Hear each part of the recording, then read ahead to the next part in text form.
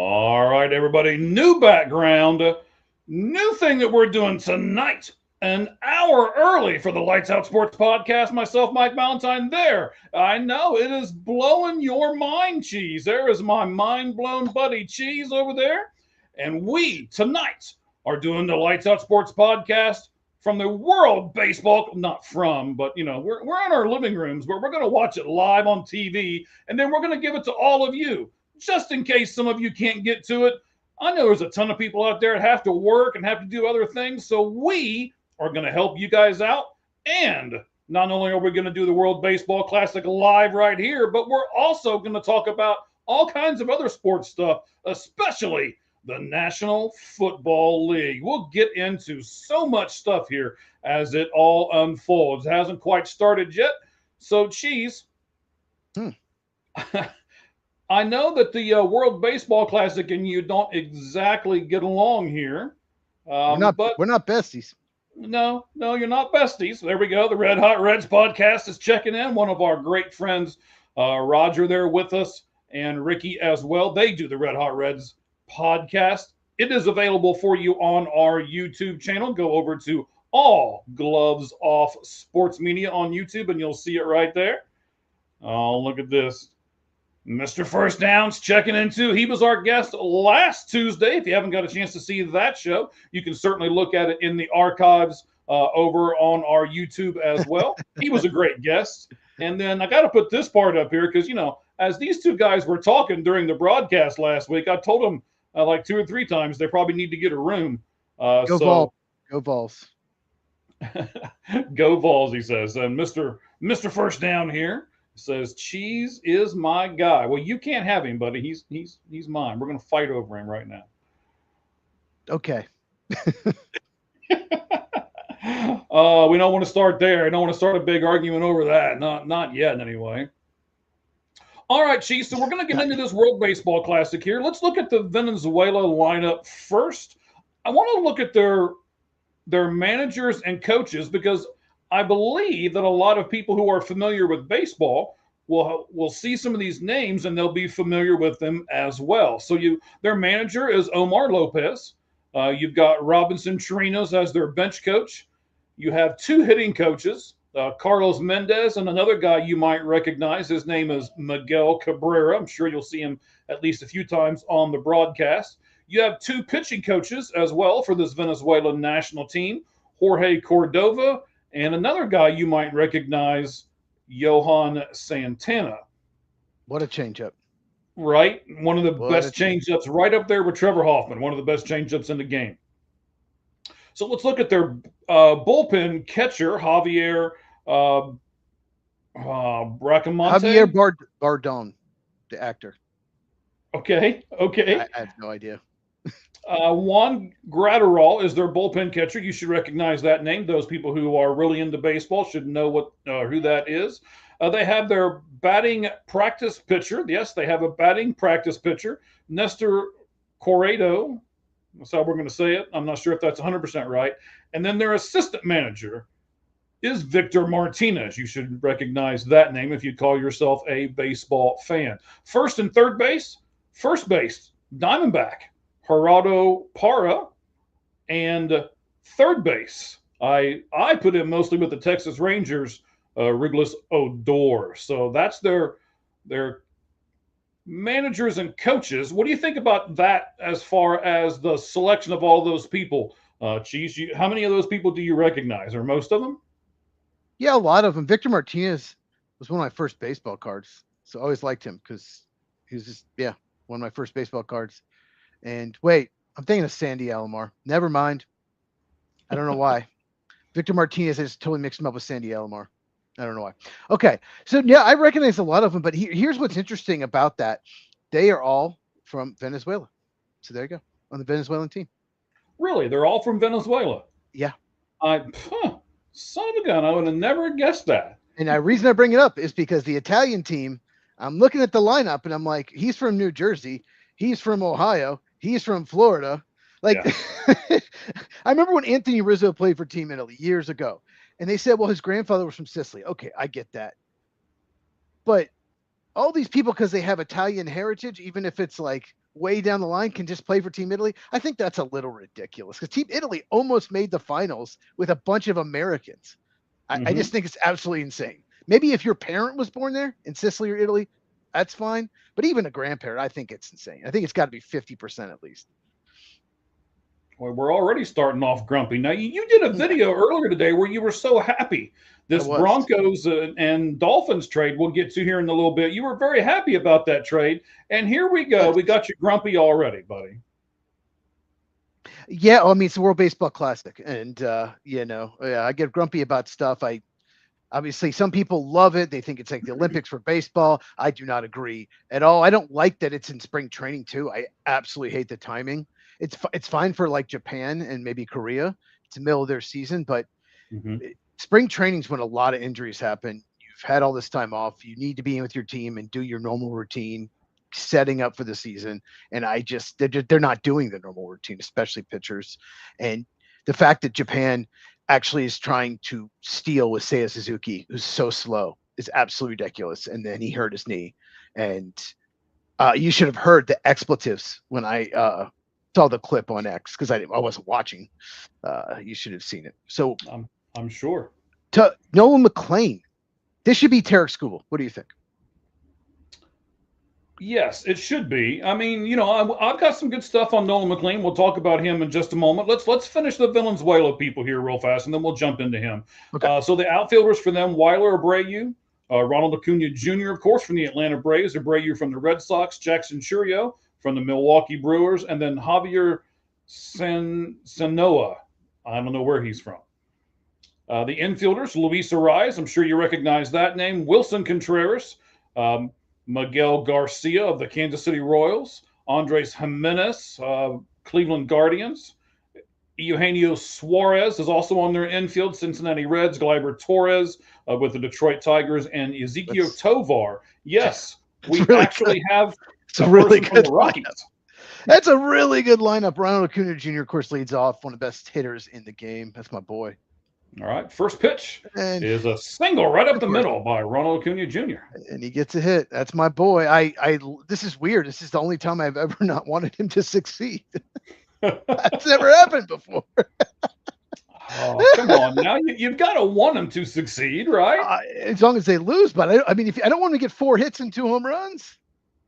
I mean, I like Brave versus Met there. I mean, that's good. But this is like the one time I don't really, even though it's an exhibition, this means absolutely nothing. I still, prefer America wins. I'm American.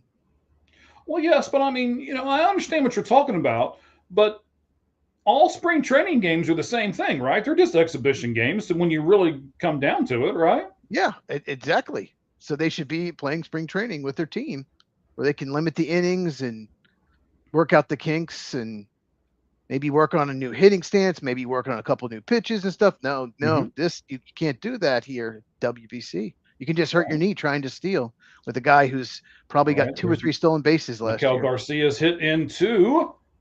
Great job by Bregman there. Turn that quickly. Turning that. There's nothing more devastating for like the first inning when you get the leadoff man on and then immediately into double play. It just kills the entire inning. And if you watch that close enough on the replay, Bregman almost lost that ball with the transfer. Whew. Well, it was really close. He did get him at first base, though. So now we've gone from 1 guy on and no outs to nobody on and 2 outs. 3 pitches, 2 outs. McLean, I believe, struggled last time out. It's just such a shame that Tarik Skubal. I get it though. No, I totally understand. I'm not blaming him, but it's just a shame. If he wasn't a free agent, he'd be pitching this game. Nothing against McLean. That'll end the inning. But Tarik Skubal, 99-mile-per-hour fastball up in the zone, out to the center fielder, who we'll talk about later, Byron Buxton, and why PCA is not playing. PCA's been carrying him basically. He's been really good in this series. He's been really that one game against Italy. It's like they were done, and then he just brought them back. They almost came back and won. He was just hitting homers like crazy.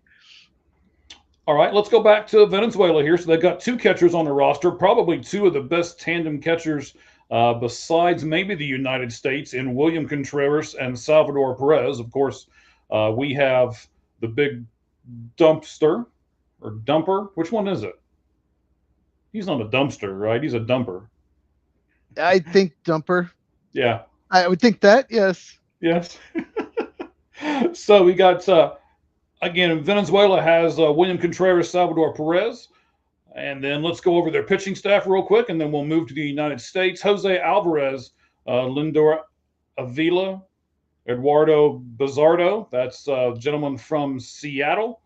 Jose Buto, Emmanuel De Jose. Just give your best shot. Yeah, I'm trying here. You got Jonathan Diaz. Whoo! You got Carlos Guzman. Yeah. You got Andres Machado, Anthony Molina, Montero, Plasencia, of course, Eduardo Rodriguez, who we'll talk about here in just a second, who was making the start for them.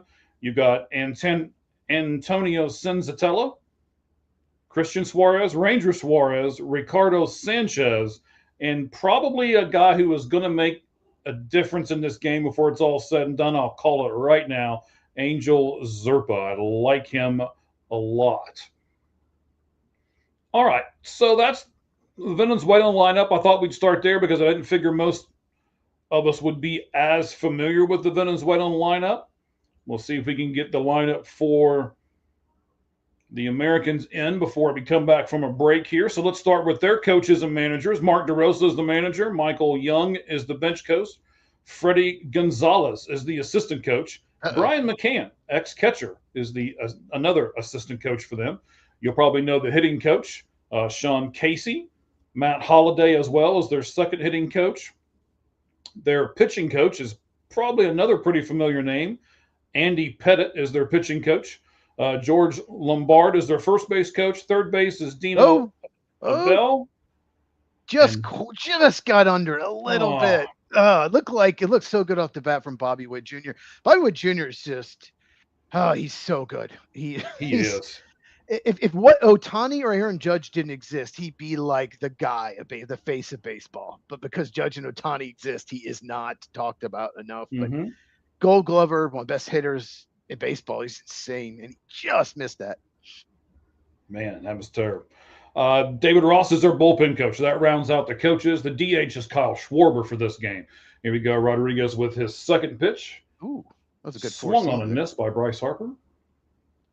Harper only the outfielders for Team USA, Roman Anthony, Brian Buxton, Pete Crow Armstrong, and Aaron Judge. Pretty good outfield there.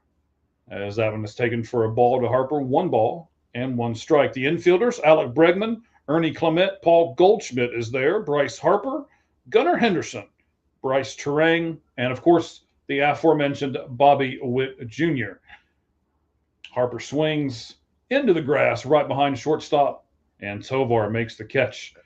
And of course, Bryce, since the game matters and it's important, it's a big deal for all these players. Of course, he's doing terrible because, that's who Bryce Harper is. If it's clutch and big postseason moment, he will obviously choke. He was hitting 167 before that. Certainly be out there. You can you're saying he's not elite. I'm just saying, if you want like a big game in the playoffs, the Nationals didn't even win the World Series till he left. That's what I'm saying. And he's hitting terribly. And why is he hitting second? The guy's struggling. Like Cal Raleigh, Cal Raleigh's struggling. They put he's a big dumpster, so don't worry about it. By the way, did Alex Bregman change his name to Alec? Because I think you said Alec. I didn't know if he changed it. Maybe. Okay. If he changed it, that's cool. Okay. I was rushing through it. All right. And Judge has been criticized too for not being very clutch in the big moments. He struck out against Italy in the 9th, which he could have tied it with a homer. Right now, he's 2 ball, 1 strike. There's 2 outs and nobody on for the United States in the bottom of the first.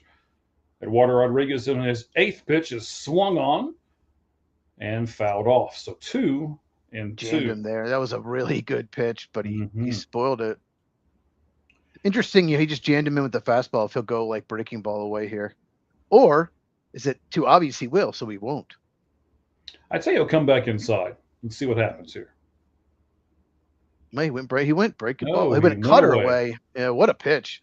And he got him on the corner. Judge doesn't like the call, but it is a strike from everything that I can see there. And you got Suarez, Torres, and Tovar due up here next. Let's get this out of the way here. Let's look at the pitchers. for the United States staff here. You got David Bendar, Matthew Boyd, Garrett Clevenger, Tim Hill, Jeff Hoffman. Clay Holmes is there. Griffin Jacks, one of the, I believe he's a really underrated reliever. Brad Keller, Nolan McLean, of course, who is starting for them today. Mason Miller, we'll probably talk about him before it's all said and done. He's got some crazy stats right now.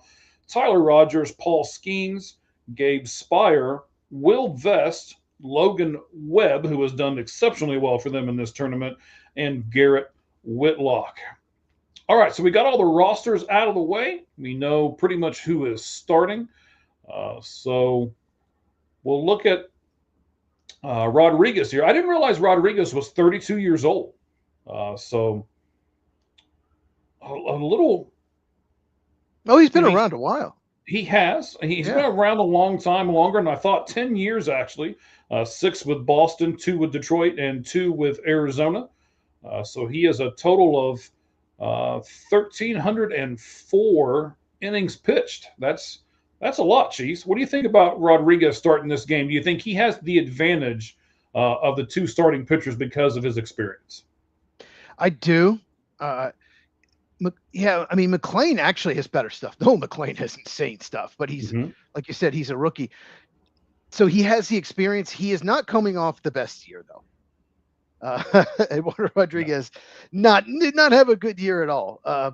But yeah, I mean, I think in a game like this, yeah, you got to think he's got the slight advantage. I do think USA has a little bit better lineup. They're both good. So, but yeah, this could go either way. But yeah, like I said, comments are here. Red Hot Reds podcast. Could this be the rare time? The winning manager could get fired after the tournament. To answer, that's a good question. I seriously doubt in 3 years he'll be back, no matter what. He almost made the worst gaffe. If Mexico beats Italy by a certain score, then USA would have been eliminated because he thought they had already clinched and put in a bunch of backups. And if anyone did not know that, he almost absolutely blew it for United States. So here we go. We're Suarez versus McLean here. Just don't make a mistake. Just don't make a mistake, or it's going to go really agree. far. I would pretty much walk Suarez every chance I get. Especially if you're only down by a run. I wouldn't walk him, especially not leadoff. But just like I said, just don't make a mistake. He will hit it far. 1 ball, 2 strikes. He is trying to pull a home run. That's what he's trying to do. Absolutely. You can see it in his body language. You can see it in his swing. But, he's always trying to hit the ball over the fence. Yep. Very new school player. Yep. Got him. Breaking ball away. Got him. So let's talk about McLean for a minute. I do like what he said to Mark DeRosa. He told him, quote, "I'm built for this. I've been waiting my whole life for something like this." So I like the fact that he wants to do it. I like the fact that he wants the mound. It doesn't look like the moment's too big for him right at the moment as Gleyber Torres steps in. Right, you saw that. You saw that slider. I mean, if you get ahead in the count, you're in big trouble. You're right, a hitter with that slider. That really just the movement, just not just down, but like right to left. Just the movement was insane. Dots the outside corner of that one. No balls and 2 strikes to Torres, a 5th hitter in the Venezuela lineup.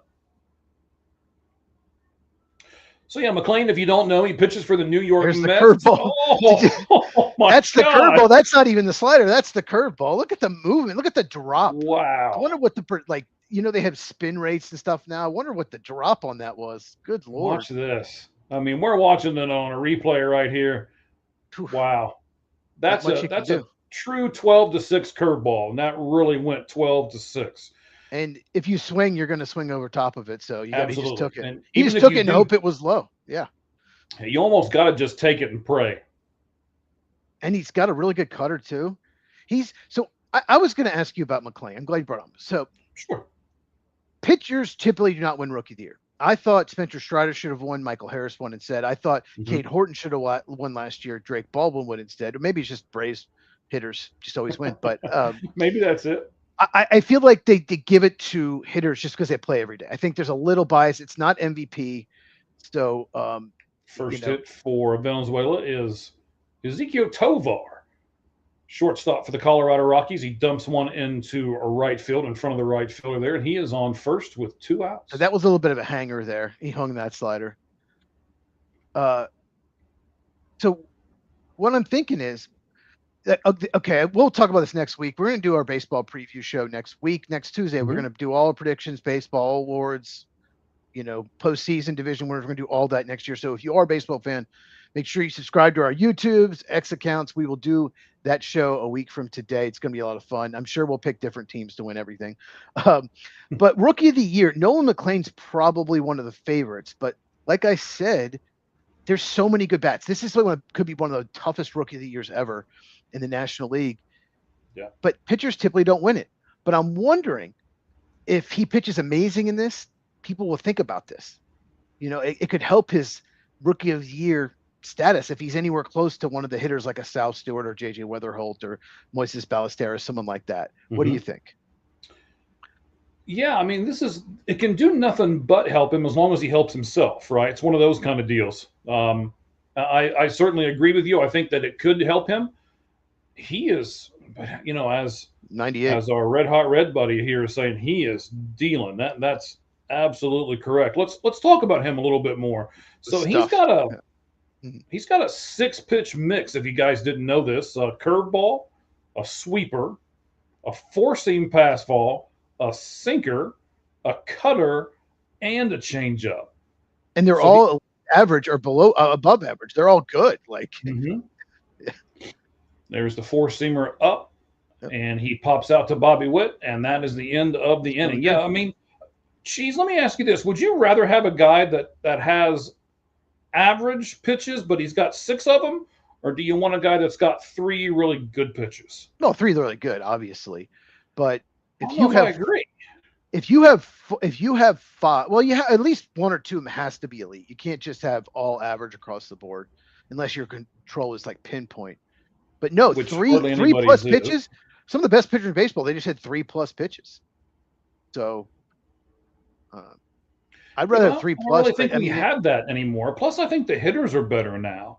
I mean, if you only give me 2 or 3 pitches, especially 2, I mean, I'll give you the 3.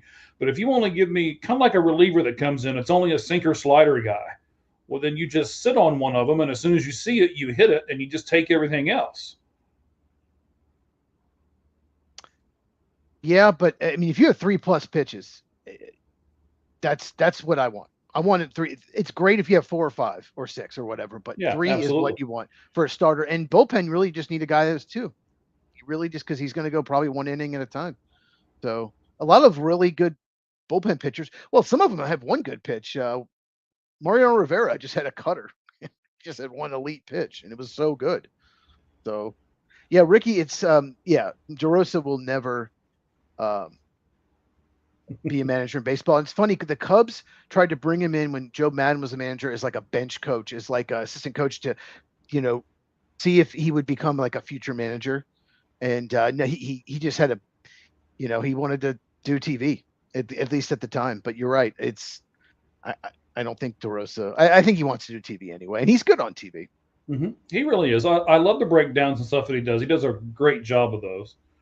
But I think he just sealed his fate as to never getting a job in baseball as a manager with what he's done with this World Baseball Classic roster. But I mean, what if they win? Then people are, Mark DeRosa was the winning manager and all that, right? Yeah. Dave Roberts is the best manager in baseball history because he's won 3 World Series, right? Right. Yeah. With a $400 million team. Yeah, exactly. And I could win with that team. Oh, God, even Mike McCarthy has a Super Bowl. So, I mean, Brian Snitker has a World Series. They didn't win it because of Brian Snitker. They won it because they played better than the other team. All right, so the bottom of the second here, Kyle Schwarber, the number 4 batter, is leading off. He's hitting .364 for the World Baseball Classic here. Let's talk about Rodriguez a little bit. As you mentioned, he's coming off a so-so season, and by so-so, I literally mean so-so. 9 wins, 9 losses. His ERA was 5.02 last year in 29 games that he started.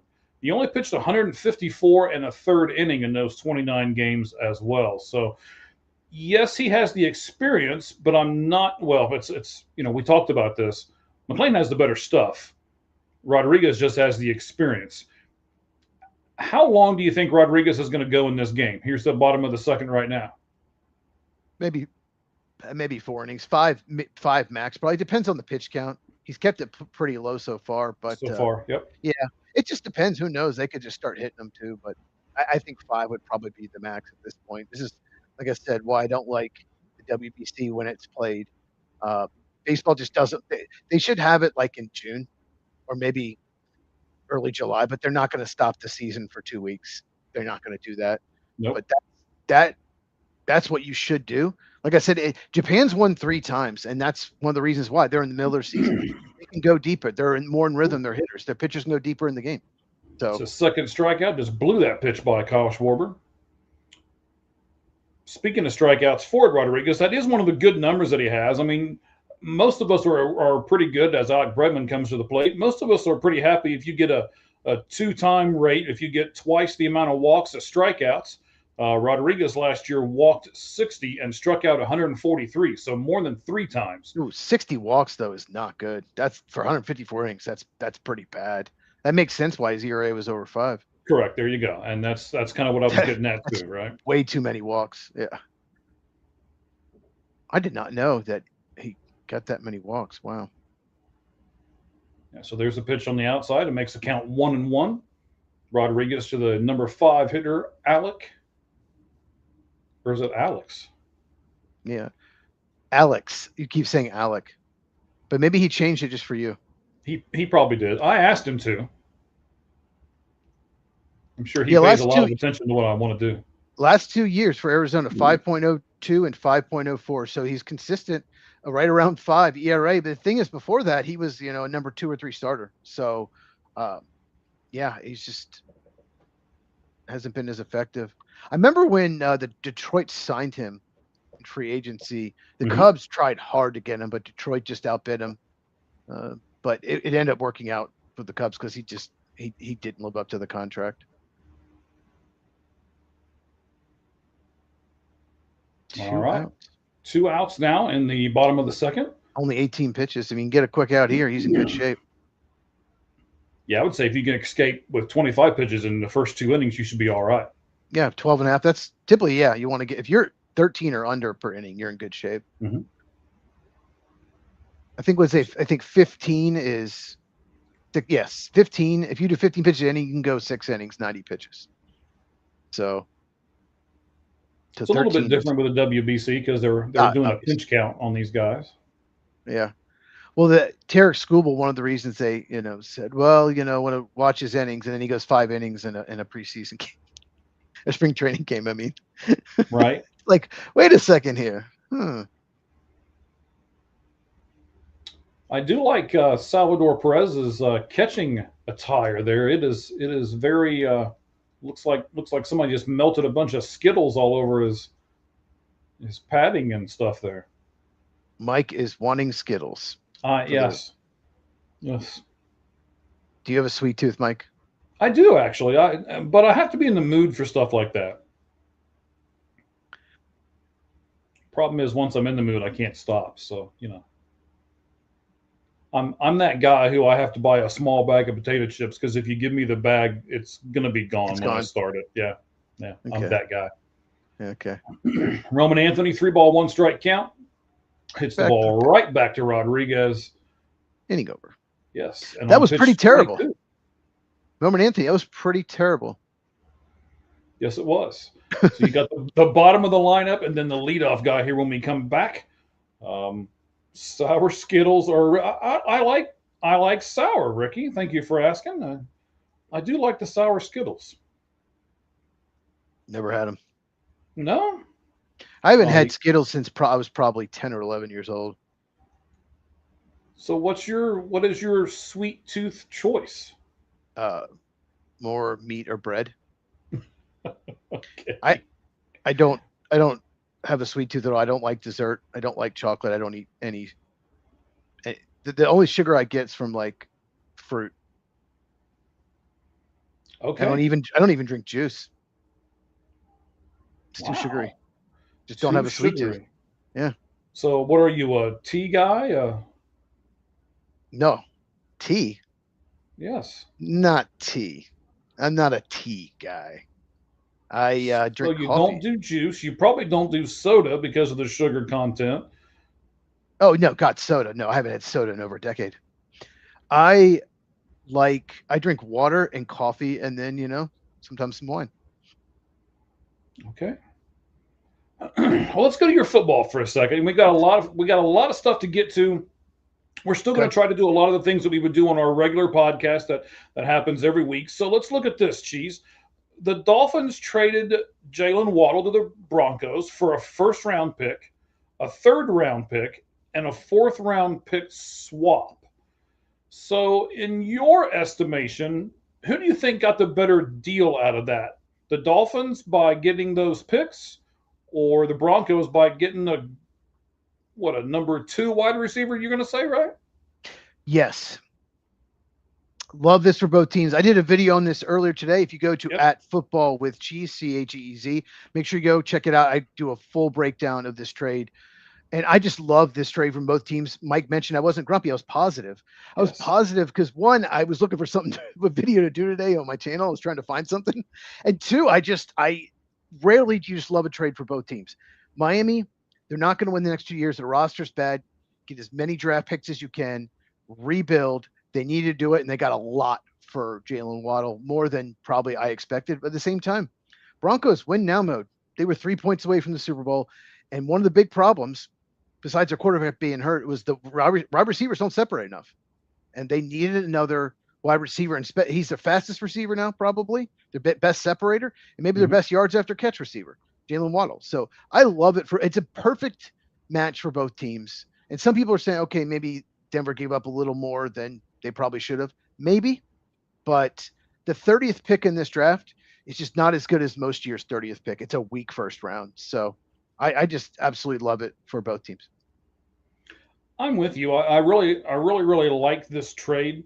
As you're saying, for both teams, it gives each team something that they need and something that they want. So when you're doing that, it doesn't happen very often, but when you get it done, that's what you should do. We'll go back to this trade in a second, but I tell you something I can't stand, and it's what's happening right now on Fox. I hate it when they go and they start interviewing the manager in the middle of an inning like this. So how do you feel about these interviews that they try to conduct and things like that during the broadcast, Chiefs? Absolutely hate it. It's this new thing. You think Bobby Cox would have ever done it? Absolutely not. No. Lou Piniella? No. No. No. It's this new thing, and I think the TV stations or the Fox and MLB Network put pressure on the managers. I think came from Manfred. We want the managers involved like during the game, and I'm sure it was pushback. But this is all about trying to, get as much access as possible. I think it's absolutely ridiculous. Yeah, I'm with you. I don't like it. They have to manage a game. They have a job. Correct. They have to watch What every was little that? thing. Great pitch. I believe that was a slider. Well, I'm not sure if it was a great pitch or not, but okay. So he's taking advantage of a guy Look who's at that. aggressive. Look where it went. Yeah. Look where it started, where it ended up. This guy's got insane stuff. Nolan McLean. Anyone who doesn't know, he is a Met. He is one of the best prospects in baseball. And I don't think was he a first round pick? I'm looking right now. He was a third round pick. Okay. 91st overall. What an absolute steal he was. Oklahoma State. And that's a big time program. So I don't know how he fell to the Orioles actually in the third round. Yeah.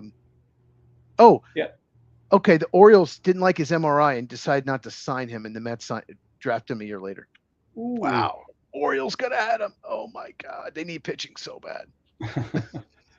There's a controversial call there to Ronald Acuna Jr. Looking at that, I wouldn't have called it a strike had I been behind the plate with the mask on, but I'm not. So you'd be better than most of the people out there. maybe. Oh God, look, Rick Aguilera. I hadn't heard that name in a while. Rick Aguilera. I remember him as the Twins closer. Yes. I was a little kid. Well, that's a nice segue for us here because this was not their original plan, them being Team USA. McLean was not it. They really wanted to go with Joey Ryan and possibly Clayton Kershaw. But of course, again, Kershaw, one of those guys who says, I'm not going to do everything. I'm only going to do a little bit here. So I'm just going to back out of this commitment. We talked about that on an earlier show. Neither of us like the fact that there's several people who have done that. So then Jeff Hoffman ended up taking Joe Ryan's spot, another reliever. So this is their backup plan.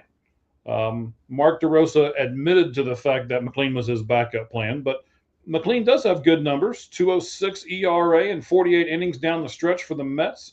So, as we talked about before, 6 really good pitches. And he had one really good win over Canada and one where he didn't look so good against Italy. So we're going to. Yeah. Yeah. And it's probably good that he's facing Venezuela and not Italy again, because he just didn't work. So, Ronald Acuna Jr. started 0-2 and worked a walk. He's just such a good hitter. He's just so tough. He doesn't strike out much, and he hits with a lot of power. It's just you just don't find many guys like that. No, you don't. You're 100% right. So now you got 2 on, 1 out here at the top of the third. It's still 0-0 in the final game of the World Baseball Classic between the United States and Venezuela. That was another, wow. Well, that pitch to Garcia, who I'm going to say I really like Garcia. I've liked him for 2 or 3 years. He is the third baseman for the Kansas City Royals. So got a few Royals in this game. Yes, we do. They are a more talented team than I think people give them credit for. I really like the Royals. I like their young up-and-coming guys. You got Bobby Witt, you got Garcia, Vinny Pasquantino, who was the first baseman on Italy that just got eliminated last night. So he's American. He's American, playing for Team Italy. Yeah, Salvador Perez in this game too. I mean, you got a lot of Royals. Ronald Acuna Jr. almost signed with the Royals when he was 16. And at the last second, the Braves somehow money freed up, and they offered like $20,000 more, so he switched to the Braves from the Royals. So the Royals almost had Ronald Acuna Jr. It's crazy. He signed for $100,000, which is nothing these days. The Royals had offered 80, and he's like, "Okay, I'll sign with you." And then the Braves are like, "Oh wait, we have some more money." Crazy. So we got a pass ball here. Yeah. No, it's a wild pitch. His stuff's too good. That slider was too good. Right. Will Smith's like, come on, man. Uh-oh. Oh, that was hung right in the middle of the plate. Right, gonna be caught. Byron Buxton does have it. It is going to score a run. Salvador Perez from third. Pitch. Yeah. And Ronald Acuna tagging from second and going to third. He's safe. When I see him on the ground, though, like he's had all these knee injuries, it just makes me nervous, Mike. My heart skipped a beat for a second. Yep. Well, I thought he was going to slide past the bag there for a second. That ball didn't carry well. It looked like that could be a gapper off the wall, but Buxton got a great jump on it. Made it look easy. It just kind of hung up there. See that? Yeah. Just kind of hung up there in Miami. All right, so McLean, you just got to get this next guy. Don't give up anymore. 1 run, it's okay. It's early, but don't give up anymore. Don't give up a 2-out hit here. You talked about how many Royals there are. 17 Royals in the World Baseball Classic this year. 17. Maybe they're going to be better than people think. What is going on with William Contreras' hair? Jeez. He's got a man bun. He's got a man bun. Well, that's why the Braves traded him, maybe. They found out he was into man buns. He fits good on the Brewers then. Oh, man. I like it when humor takes over for grumpiness. I do. I like it. I don't get grumpy. What are you talking about? Not at all. Not you, sir. 0-2. But, okay. Oh, ground ball. Right to Bryce Turang. All right. All right, so the inning is over. I still think it's so stupid they chose Bryce Turang over Nico Hoerner. I think it's insane. There are 2 plays that Bryce Turang in this tournament has not been able to come up with. It's like Nico Hoerner would have had that, but whatever. But I'm glad. No, I'm glad. Look, I'm glad Nico Hoerner's not in it. But I'm just saying. All right, so let's go back to our Waddle trade because we got some comments on it here. Oh, okay. Cool. Cool. We like it when we get the football people involved in the baseball telecast. That's fantastic. We'll do this for the entire rest of the time. We've got some football notes that we want to get to. He says, is Waddle worth 28 a year? 900 this past year, 700 the year before that. 700. Oh, yeah, that's yards. Well, the thing is, yeah, I think he missed some games with injury, but Tyreek Hill was the number one receiver there, and your quarterback was Tua. He's gonna have a quarterback upgrade in Knicks. I think he'll be featured more. I know that people are gonna call him a number 2 receiver to Cortland Sutton, but he may be number 1. He may get more targets. I could absolutely see Sean Payton's offense. They're going to manufacture touches for Waddle, get him the ball open in space. So, yes, to answer your question, for this market, I don't know if any receiver's worth that, but yeah, I mean, I think so. In this market nowadays, with some receivers getting paid 40, I do. And I think he's such a good fit for what Sean Payton wants to do. And I think he will probably have a career year as far as statistics. Now, we're going to try to rank our top 5 teams here in a little bit. And if you have gone over to Football with Cheese's channel, you will know what he thinks of the Denver Broncos because he said it on that particular video. I'll let you go over and look at that. But we'll rank our 5 teams here. We're going to do 5 AFC, 5 NFC. Is that what we're going to do? Well, no, we'll just do top. I just have 5. I just do top overall teams right now. Post free agency before the draft. Obviously, draft could change things. There could be more trades, but yeah, the top 5 teams right now. We're going to do that later. They're showing Mark DeRosa on the screen here. They're doing another one of these stupid interviews. Man, I'm telling you, Mark DeRosa looks rough. I mean, he's got to be old. He was on the Braves shortstop when I was a kid. So. Well, yeah, but I mean, when he's on MLB Network, they must have really good makeup people or something. He does not look near this bad. Oh yeah, I mean HD. Well, yeah, probably makeup. He's got to be close to 60 now, right? Let me look it up. Of course you do. So Danny, we're going to highlight you here for a second. It says my favorite baseball team is the Reds. Second team is the Yankees. I'm sorry 51. for that. Oh wow, he's 51. Okay. Not as old as you thought he was. No, I guess I was. Yeah, it was probably. I guess I was a little bit older. I guess I was a teenager when he was the Braves shortstop. And then he became a Cubs second baseman. I always liked him, and he was with the Indians. And God, he played for the Royals too. He played for a lot of teams. He was just always good. He was never great. He was just always like a good number 6 or 7 hitter lineup. Nothing, better than number 8 or 9. And Smith pops out. It looks like foul territory there. Rodriguez, that was his 26th Second team is the year. Yankees. So Danny Cotton Jim. I'm curious why the Yankees. It says like Reds and Bengals. Maybe why Yankees, but sometimes maybe there's a family connection. But I'm just curious. Bryce Terang, he is hitting 368, but he's not as good as defensive as Nico Horner. Just saying. No, of course he's not. But I mean, would Horner be hitting 368 right now? Maybe hitting 468 probably. Oh, here we go. Just because he's got a C on his uniform? He can hit. Nico Horner can hit. He does Nico Horner is one of those players that can do everything but hit for power, but he does everything else. Base running, he can steal bases, his defense, he hits, he doesn't strike out. He just doesn't hit for power.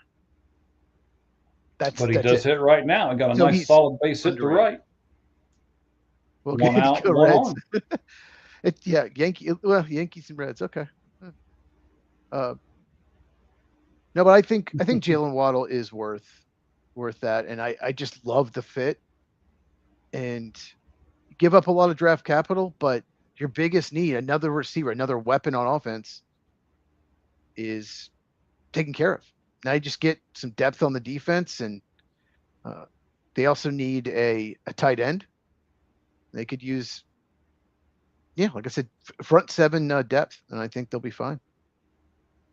So then let's look at it from the Dolphins side. Are they hard tanking or soft tanking? Well, no one, I think, hard tanks in the NFL. That's the NBA. Wow. That's their job. But yeah, I think it's, if you are a bad team, you have a bad roster because Chris Greer was just terrible last 4 years drafting. Mm-hmm. and you're not going knowing you can't turn around in 1 year. When you have a roster that bad, it's impossible. So why keep players in their prime like Waddle's right in the middle of his prime? Why keep him? Get what you can for him. Start the rebuild early. Get as many young players, as many draft picks. I mentioned this in my video. Ted Thompson did this when he took over the Packers. Even though they had Brett Favre, they had dropped off. The talent on that team was just not really bad. They had two horrible drafts in a row, and he takes over and he traded back multiple times, got more picks instead of turned 8 picks into 11 or 12, and completely built that team into a championship team. They're in better shape than the Dolphins are, but that's what they're doing. The Dolphins, they at least have a plan. And yes, they are probably hoping they pick as high as possible next year. Absolutely. So then who else should they trade? Well, they released Tyreek Hill. There's really no other trade chip except for Devon Achane. But if you trade him, then you can't do that to Malik Willis. You have to at least keep him. I think they'll keep him. And because he's a running back and can be a free agent end of the year, even though he's a terrific player, you probably wouldn't get more than a third rounder for him. And so I don't think, if someone offered a first rounder, they'd trade him, I think. But I think they're going to keep him and build the offense around him.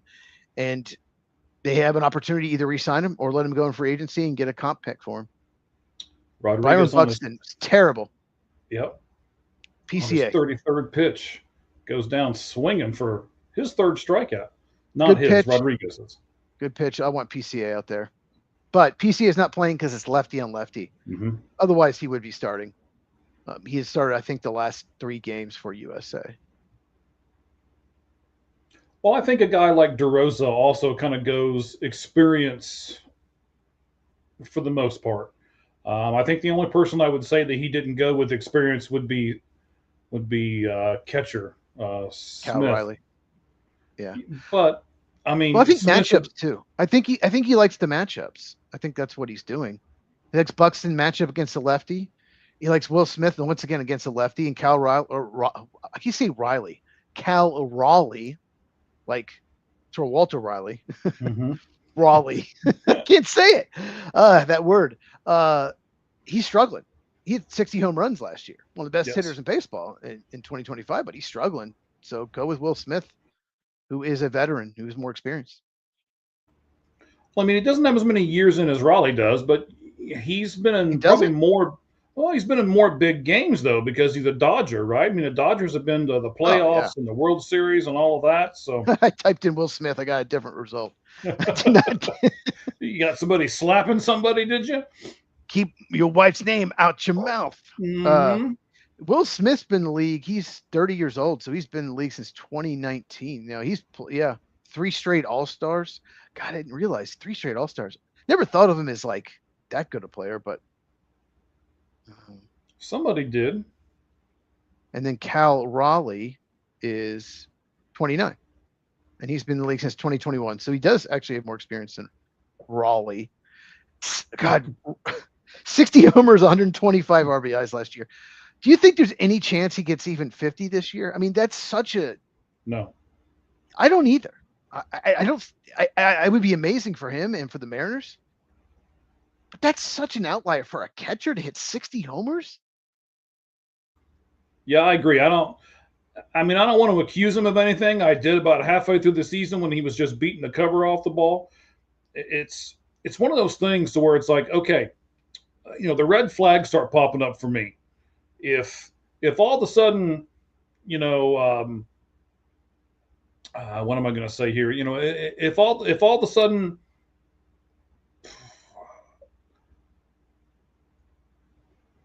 even if some pitcher all of a sudden is doing fantastic, right? Just tons and tons of strikeouts and all of this kind of thing. You're always questioning that, and I would question it too.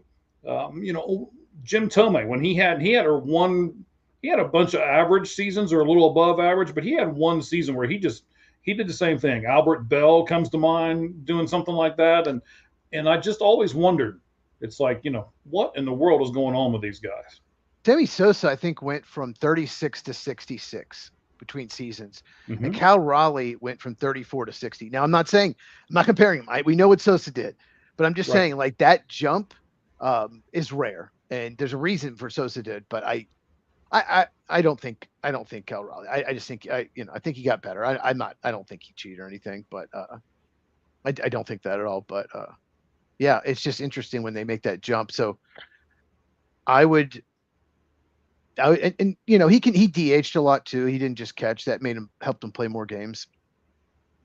But I would be shocked if he even hit 50. I mean, I'm trying to think what the they do projections. Here's a projection that has him hitting 39 homers. This is a really interesting matchup to me. McLean versus Suarez. Suarez right now 0 for 1. McLean getting ready to throw his 41st pitch. Hopefully we got another pitch to talk about it. There we go. Good. Outside. So 2 balls, 2 strikes here is the count. So as we talked about earlier, McLean doesn't throw much of anything straight. Everything's got movement. Everything's got break to it.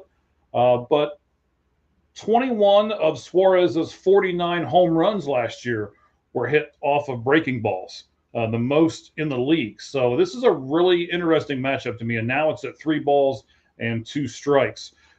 Cheese, I'm gonna give you, see if you can get this. All right, we'll put your baseball brain on the spot here for a moment.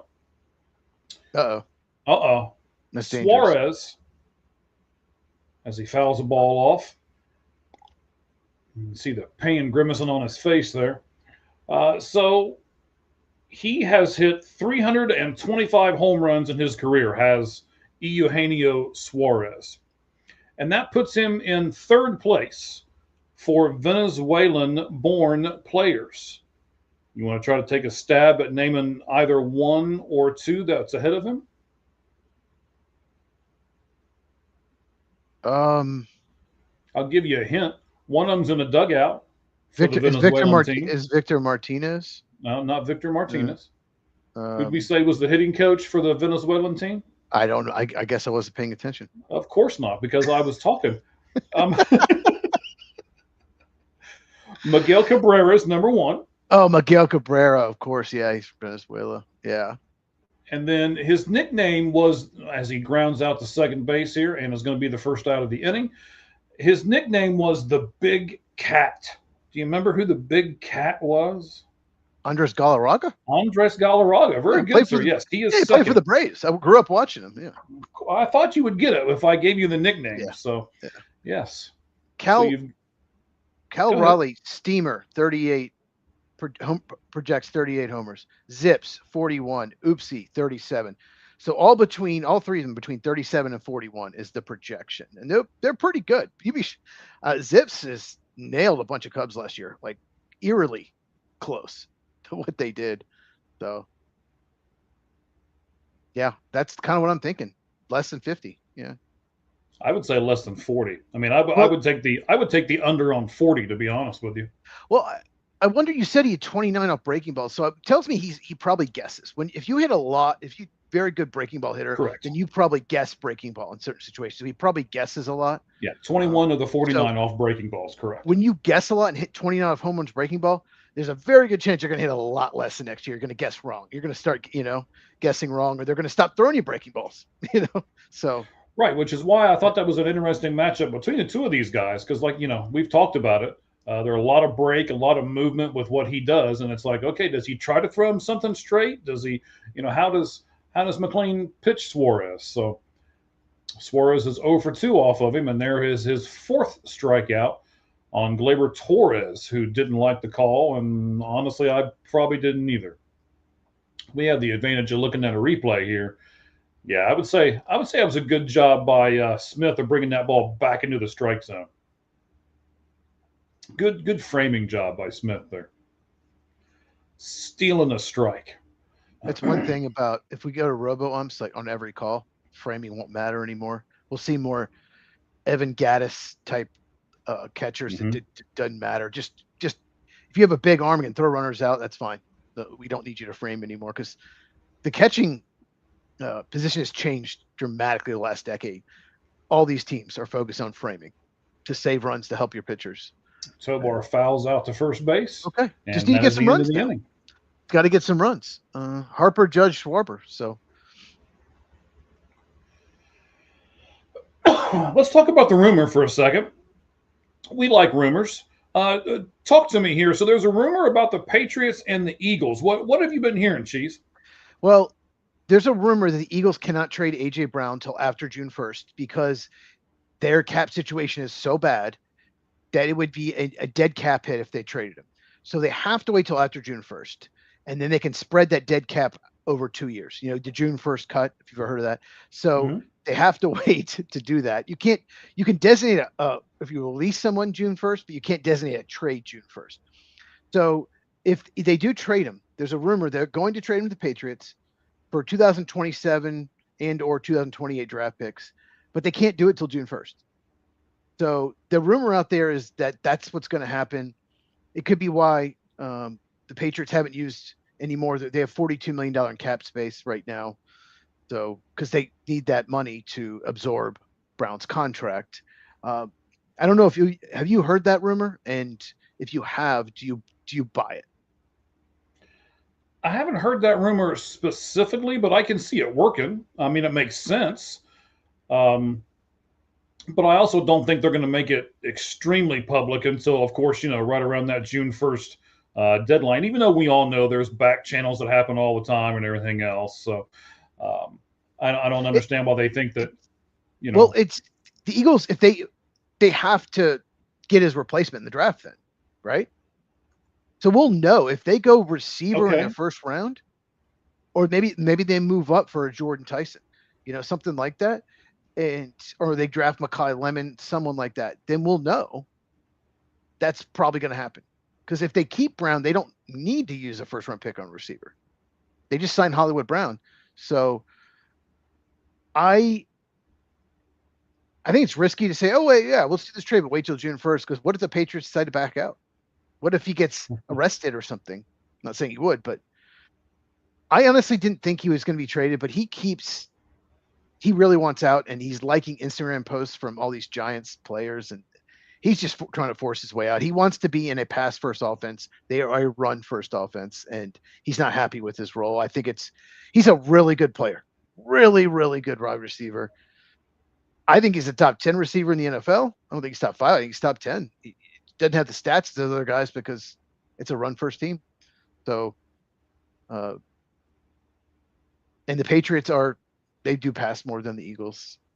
And I don't know. I think it would make sense, but I wonder what the compensation would be. Would be a 2027 first and maybe like a 2028 third? Like, what would the compensation be? That'd be interesting. I would say that's about right. What you just laid out there, as Harper grounds out the second baseman. He sucks. We have a lot of ground outs to second base tonight for the U.S. team. Venezuela leads 1-0. Bottom of the fourth, there's one out. That was Bryce Harper. Now you've got Aaron Judge up to bat here. We're talking about this possible trade between the Patriots and the Eagles that surrounds A.J. Brown. Do you really? Okay, so let's say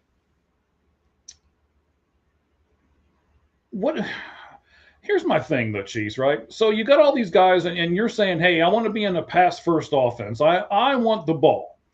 As long as they're winning and they're getting to the playoffs, even if they don't make a Super Bowl,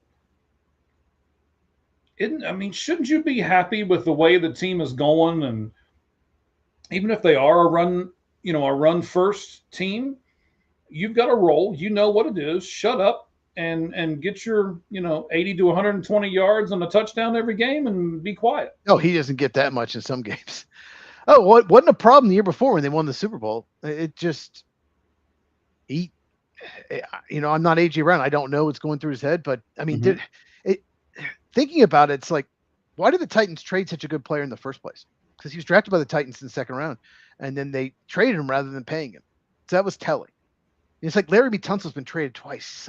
One of the best pass blocking left tackles in the last 20 years. Why has he been traded twice? Because there's been locker room issues. So just tells me that maybe Titans were like, yeah, maybe there was some attitude that they didn't like. And it worked out. It worked out for the Eagles. He can comment on that. And then, of course, Aaron Judge and Bryce Harper both got out very easily because they're just going to choke in big situations because that's what they do. Terrible. Absolutely terrible. That's a terrible swing. Yep. He was completely fooled by the pitch, tried to hold up, couldn't, strike three. So Rodriguez is now 2 outs deep in the fourth inning. Good. And he's only at 42 pitches. Shoot, he could be the MVP of this thing before it's all said and done if he keeps this up. Mike is like, Venezuela's got this. They got this. I don't know, but I had to wear St. Patrick's Day as the green, so I also put on the green and gold here of the Packers for you, but it's with the Arizona Diamondbacks there. So I thought I would do a lot of stuff and encapsulate everything there. You got Rodriguez starting. You've got Patrick's Day. I'm missing my pint glass tonight because I didn't go to the game. We're doing this instead. For those of you who do not know, spring training game tonight between the Guardians and the Reds. The St. Patrick's Day is always they wear the St. Patrick's uniforms, and it's a big deal for them. I've gone to it 8 or 9 years in a row, and I did not go to it tonight because you are so important to me, Cheese, as well as the rest of our viewers here on our Tuesday night show. Okay. Kyle Schwarber worked a walk, lefty, 2-out walk. That's big. Get something going here. Mm-hmm. Now he's going to have to face Bregman, who's a righty. So Bregman hasn't, done a whole lot. So maybe he can get going here. I mean, you're only down by 1 run. Are you thinking of putting the faster? Are you thinking of putting PCA or something in here this early? You're not taking Kyle Schwarber's bat out this early. Absolutely not. They don't have another guy like Schwarber out there. Like, his bat is just so good. You can't. Plus, he's been having a great classic. Ooh, looked a little low, but that was a good pitch. That did. That pitch looked a little low. You're 100% right. Bregman's 0 from 1, grounded out to second in his first at bat. 2 outs, bottom of the fourth. No ball, 1 strike count.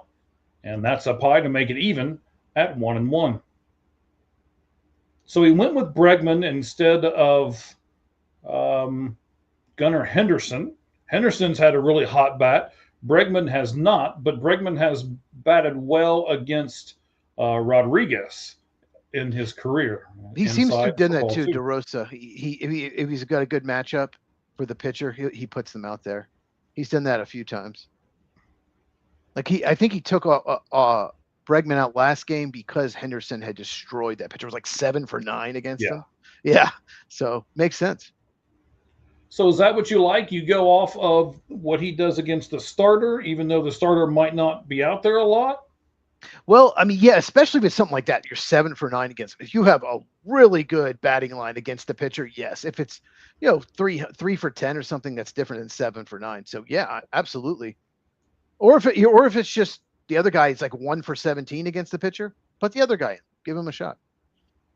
It's, it's certain, a lot of it's about matchups. Certain hitters just aren't very good against a certain pitcher.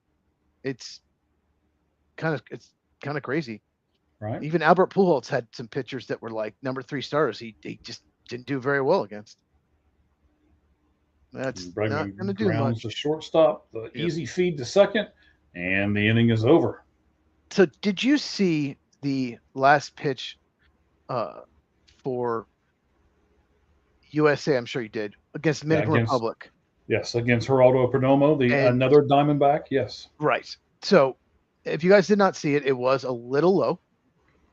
Jeff Passan, who was the baseball writer for ESPN, The Insider, acted like, oh, this is egregious. Oh, that was clearly low. And acted just went on this X-rim, all these things about how low it is, and just it's so terrible. It's like, well, first of all, you're American, but whatever. It wasn't as bad a call as they, to me, made it out to be. It was low, but you got to think there was a lot of break on the pitch. So it was just a little below the knee, just a little. But they acted like it was like the worst call ever. It's like, okay. And then they're like, oh, ABS needs to come to World Baseball Classic. It's like, oh my God, give me a break. What do you think about it? I'm actually going to agree with them. I do think the ABS needs to come to the World Baseball Classic. And here's why. If we're going to do it, and you're going to have the World Baseball Classic in parks like, Lone Depot where they're at right now, or Houston where they were at earlier, then if you've got that technology there and that's what the players are used to, then I think you should do it. I understand if you don't want to put all the technology in some some spot in Venezuela or some spot in, wherever else they played in Japan or something, or Tokyo or whatever. Okay, I'm sure that's a lot of money to have to put that in there for one or two games that they play in that particular stadium for this particular tournament. And I get that. I would be right on board with that. But now that you're in these stadiums where the technology exists and it's already there, why wouldn't you use the technology that's there? Yeah, I guess because it's really, let's be honest, exhibition game. I don't think they're going to ever do it. They might, who knows? If there's another big call in this game, they might call for it. But did you think it was a terrible call, like some of these people were freaking out online, or did you think it was just, a little bit low? Well, here's the other part to this equation, Cheese, and that's this, man. Even Albert Pujols came out and said we had other chances to win this game. Don't act like this was the only bad call or anything like that, because it wasn't. There were some other calls in that game that were just as egregious as that one was. If it wasn't the last strike of the last batter that made the last out, nobody'd be talking about it. Correct. I mean, if that call was in the bottom of the fifth and then the fifth inning ended, nobody'd be Well talking hit, about it. straightaway center, and it is gone. That's Abreu with a solo homer. Yeah, McLean. I wondered if they were going to bring him out for the fifth inning. I wonder if they were going to do it, and they did. And now it's 2-0. That's big for Venezuela. It is. Of course, the Red Sox starting outfielder, Wilyer Abreu, just put one over the center field wall. That thing was tattooed. Yeah, and the other Red Sox outfielder, Roman Anthony, will lead off next inning. McLean, yes, let's see. Yeah, 53 pitches. That's why they put him out there. Yeah, but you've got to get somebody up in your bullpen at this point, right? He just tattooed that ball. Salvador Perez is up. Yeah, missed badly there. A lot of times when they give up a homer, then they miss badly on the first pitch. You see that all the time. Mm-hmm. All the time. Yep. And that pitch had a ton of movement, but it looked like it was going to hit him at first. There's a good pitch on the inside corner for a strike, 1-1. Yep, they got someone to open the bullpen. It's Brad Keller, who's not been pitching well. I don't know why. I guess because he's kind of a long reliever. I don't know. He has not been doing so hot. Perez is signed with the Phillies in the offseason. Mm-hmm. No, I was just going to say Perez is the eighth batter here in the inning. That pitch is eighth batter in the inning. He's the eighth batter in the inning. Wow. He's the eighth batter in the lineup. I'm sorry. You're right. Oh, okay. I was like, wow, what a bad inning. It's not been that pitch bad. Right there. That's about what the pitch looked like to end the game. Yes. And if that's called a strike, he probably wouldn't have liked it, but no one would be talking about it. You're right. Fouls that one away. Stays alive. 3-2. I think if McLean does not get Perez, I think he's probably gone. What were you going to say? Well, no, I was just going to talk about what we're doing now with. That should be caught, and then it'll end the inning. Oh, no, sorry. End the inning. I mean, the first out. First out. Right. First out. That was the eighth out of the inning, sir. That's okay. That's the 19th batter to come to the plate. Oh, man. But yeah, he put that ball in the grass a good 12, 14 feet beyond the fence there in center field. So. And if it gets down to the ninth, Daniel Palencia has been outstanding in the World Baseball Classic. He is the closer for the Chicago Cubs. I mean, he's hitting 100. He's hitting 100 in March. I mean, he's been outstanding. So you really don't want to be behind going into the ninth inning. No. For those of you who are like, well, what in the world's going on here? It's 6:30. These guys are usually late, but it looks like they've been, because our numbers are climbing a little bit here. People might be joining us thinking that this is our regular time, but we started an hour early because we're doing the Lights Out podcast of the World Baseball Classic Finals. We're doing a watch along with that. We will still talk NFL, as we already have a couple of times. We'll get to a lot of other things in Major League Baseball as well. And as Cheese mentioned, next week, we can't wait. We're going to be doing our baseball predictions for the season. Bryce Strang calls him off. Yep. 2 up. Excellent. So 63 pitches for McLean Yep, now. and that's. Okay. I wonder if he was going to go get him because he's 2 times through the order. He doesn't want to let him pitch 3 times through. Mhm. So that's the end of the. That's 18 guys up. So that will be end of McLean. But you still, I mean, you've got a pretty good lineup here you're dealing with. This is like an all-star lineup as far as that part goes. So 2 runs in 4 2/3 innings is not terrible. It isn't, but in a game like this, you need to be better. And this is why I said Tarik Skubal should be pitching here. And I don't know why.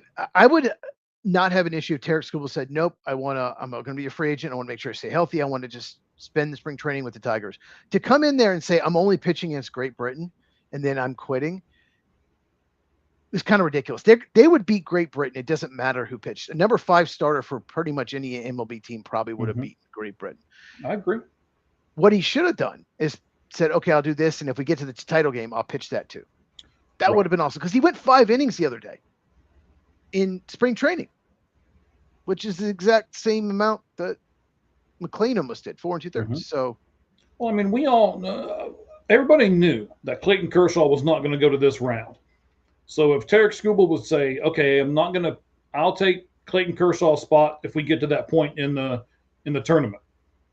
Okay. Now I don't have near as much of a problem with it. Like you said, he knew who he was going to pitch against. He knew there was no way in the world Great Britain was beating him.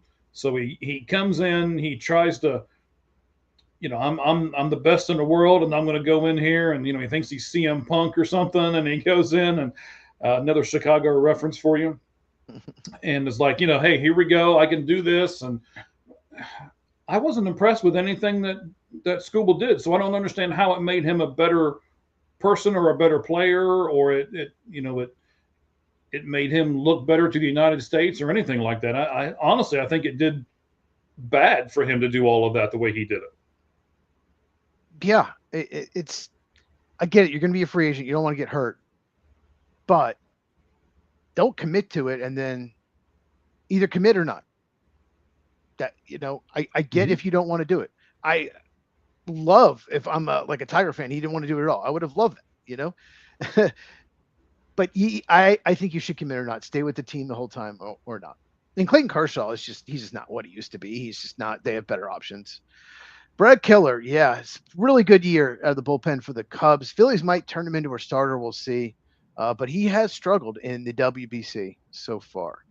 So we'll see what happens. Well, 1 pitch or 2 pitches, 1 out. Maybe hurry. Oh, okay. He did. You got to hurry with Acuna running. Well, I got some Acuna stuff. I looked up some stats on him, but I knew he'd be starting. So we'll wait till he'll bat him one more time. So we'll get to all that stuff here in a moment. I think he's seen like 5 pitches and 3 at bats. So he's not giving you much time, man. No, he's not. Let me ask you this. Sure. The Raiders apparently still want to trade Max Crosby, right? We know what happened, that the Ravens pulled out for whatever reason. They're saying, it was a medical thing, but I think they just failed him on purpose because they wanted to sign Trey Hendrickson and keep their picks, maybe to get back at him for signing Tyler Linderbaum, whatever reason. But apparently the Raiders want to trade him, but they're not going to drop their asking price, which most people thought was too much to begin with. The 14th overall pick this year and a first the next year. Do you think there's a team out there that will offer something even similar to what the Ravens offered before the draft? Well, let's go over it. What did the Ravens offer? Because I know you'll know this better than I will. I just said it, but yeah, the 14th overall pick this year and then a first rounder next year, which the Ravens assume will be a late first rounder. They assume that they'll not have I guess 8 or 9 win team again. So mid first round pick this year and whatever a future first round pick. I mean, I'm sure you probably want me to say Cincinnati. But do you think any team will offer even something similar? Is my question. That's before the draft, like this year, like give them a pick this year, a first rounder and one next year. Do you think any team will offer that? No, I don't really think so. I think you're going to get, a really good pick this year and not so much next, or it's going to be the opposite. You're going to get like a a third round this year and a first round next or something. I don't think you're going to get both. I don't think they're going to get close to that. I don't think there was any team going close to that. The rumor was that the Cowboys didn't want to even offer. They had the 12th and 20th pick this year. Mm-hmm. Either one of those picks, like a first rounder next year or something, maybe, and then something else. But they weren't even offering either one of those. So I don't think they're going to get close to it. But I mean, do you think Max Crosby will be a Raider come training camp? Do you think they will move him, or he'll still be a Raider? What do you think? Oh, that's a great question, Cheese.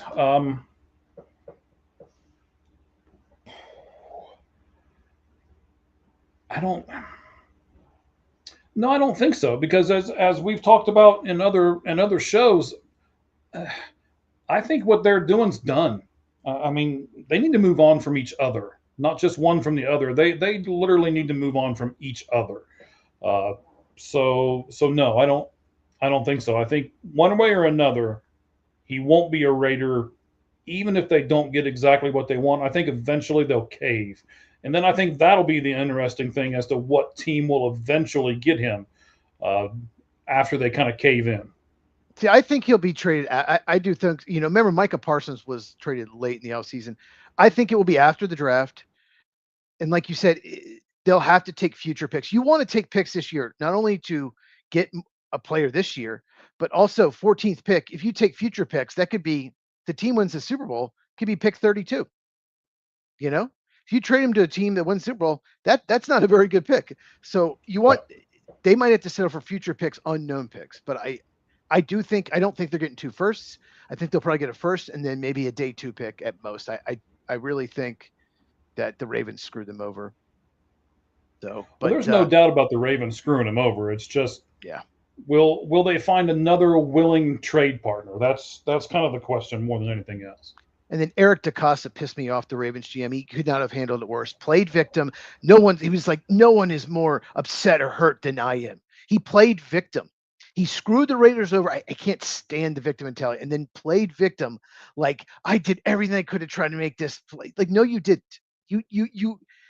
He's such a liar and a phony. And oh man, yeah, I called you. Watched the video. I called him out, and I can't stand when people screw up and then don't take accountability and just play victim. Like it's like, and then of course the insiders and NFL Network are like, look at him. You could tell he's hurt. Oh, wow.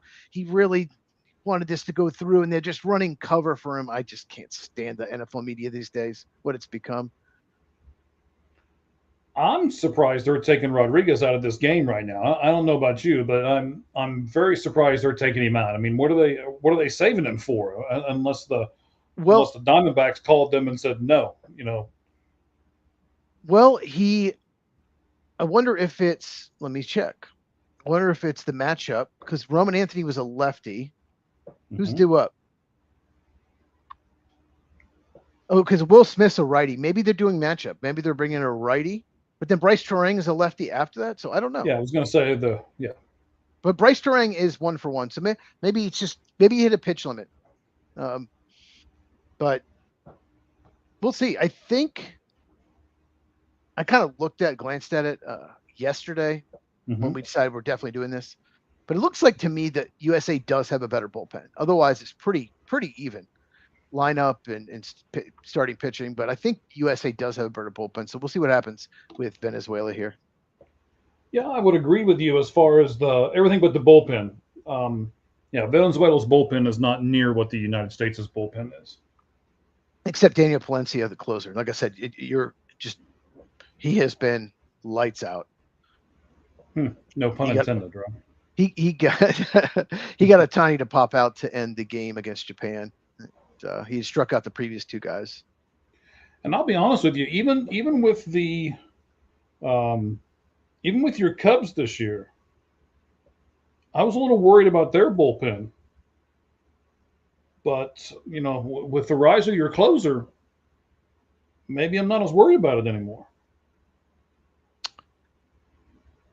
Yeah, thing is, he was the closer, and then he was doing great, and then all of a sudden he just started struggling.